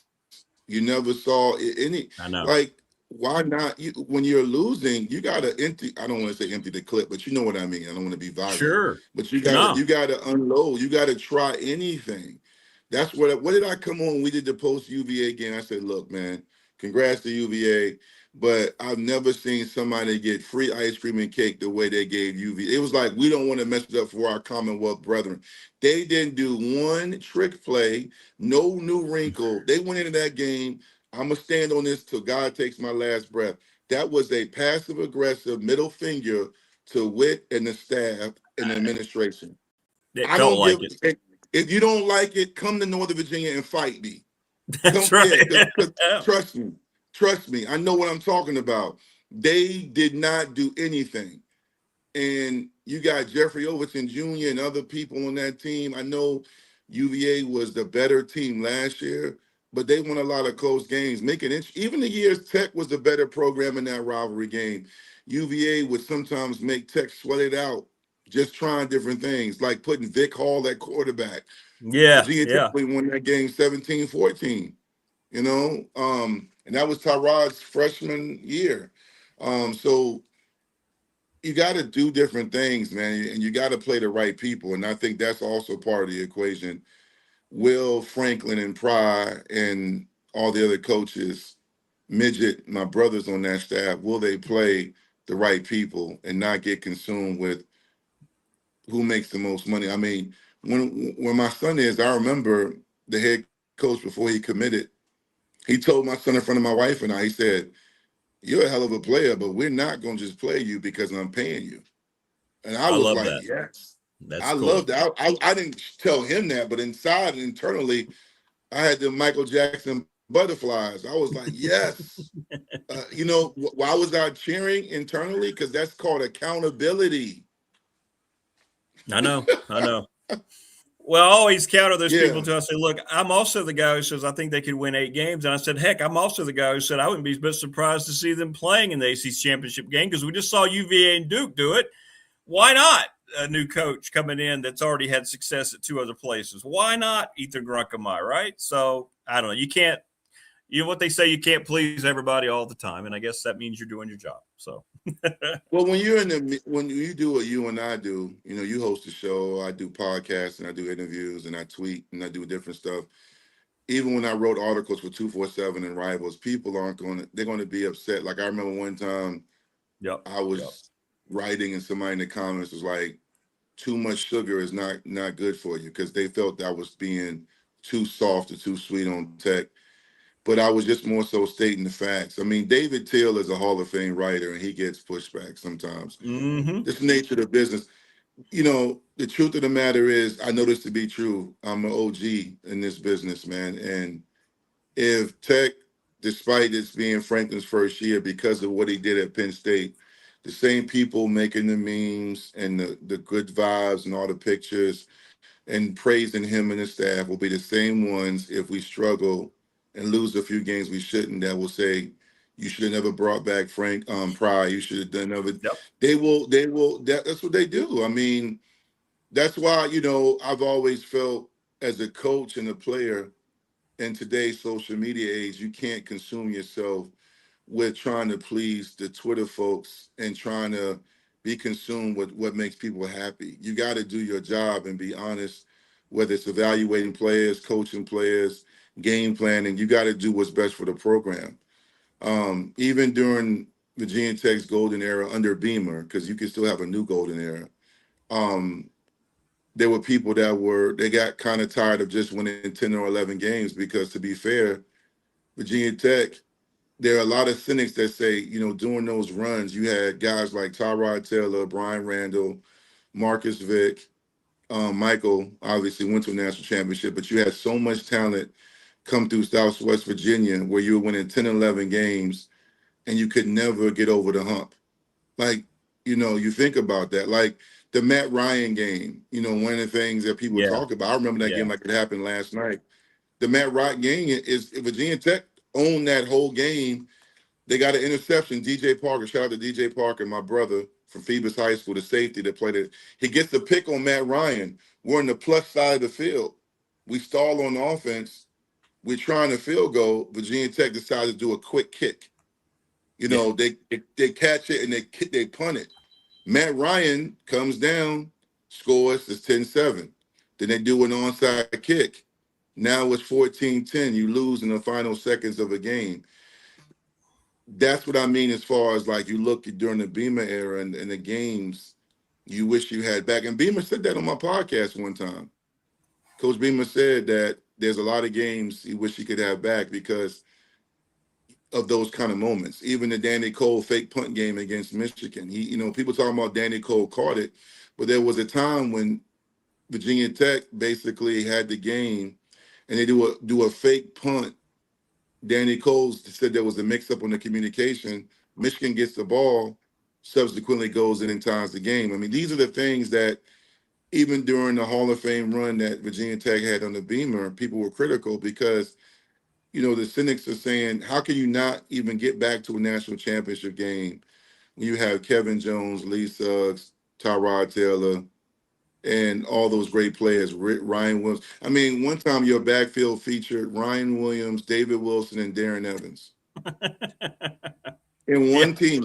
In one season, you had 3 of the best running backs. One team. So criticism is sometimes justified, sometimes not. Sometimes unfair, sometimes fair. 100%. To me, the best way to combat that is win games. Absolutely. I'm gonna leave it at that. With you 100%. And we all hope that's exactly what happens. That's the thing. We all have the same hope. So anyway. All right, man. Well, we'll be doing Yeah. Pop again tonight. If you want to stop by, we're going to be gone tonight again. So let me know. Give me a Oh heads yeah, up. send me a link if I can. I should be able to. Yeah. Okay. All right. Cool. Yep. All right, brother.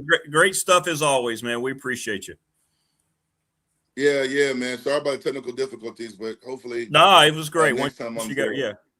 Yeah, we're great. We're great. Okay. All right, brother. Hope to see you tonight, man. Take care. All right. Yes, sir. Dwight Vick, the great Dwight Vick. Great stuff. Don't forget tonight, 6:45, we'll be on with Pop.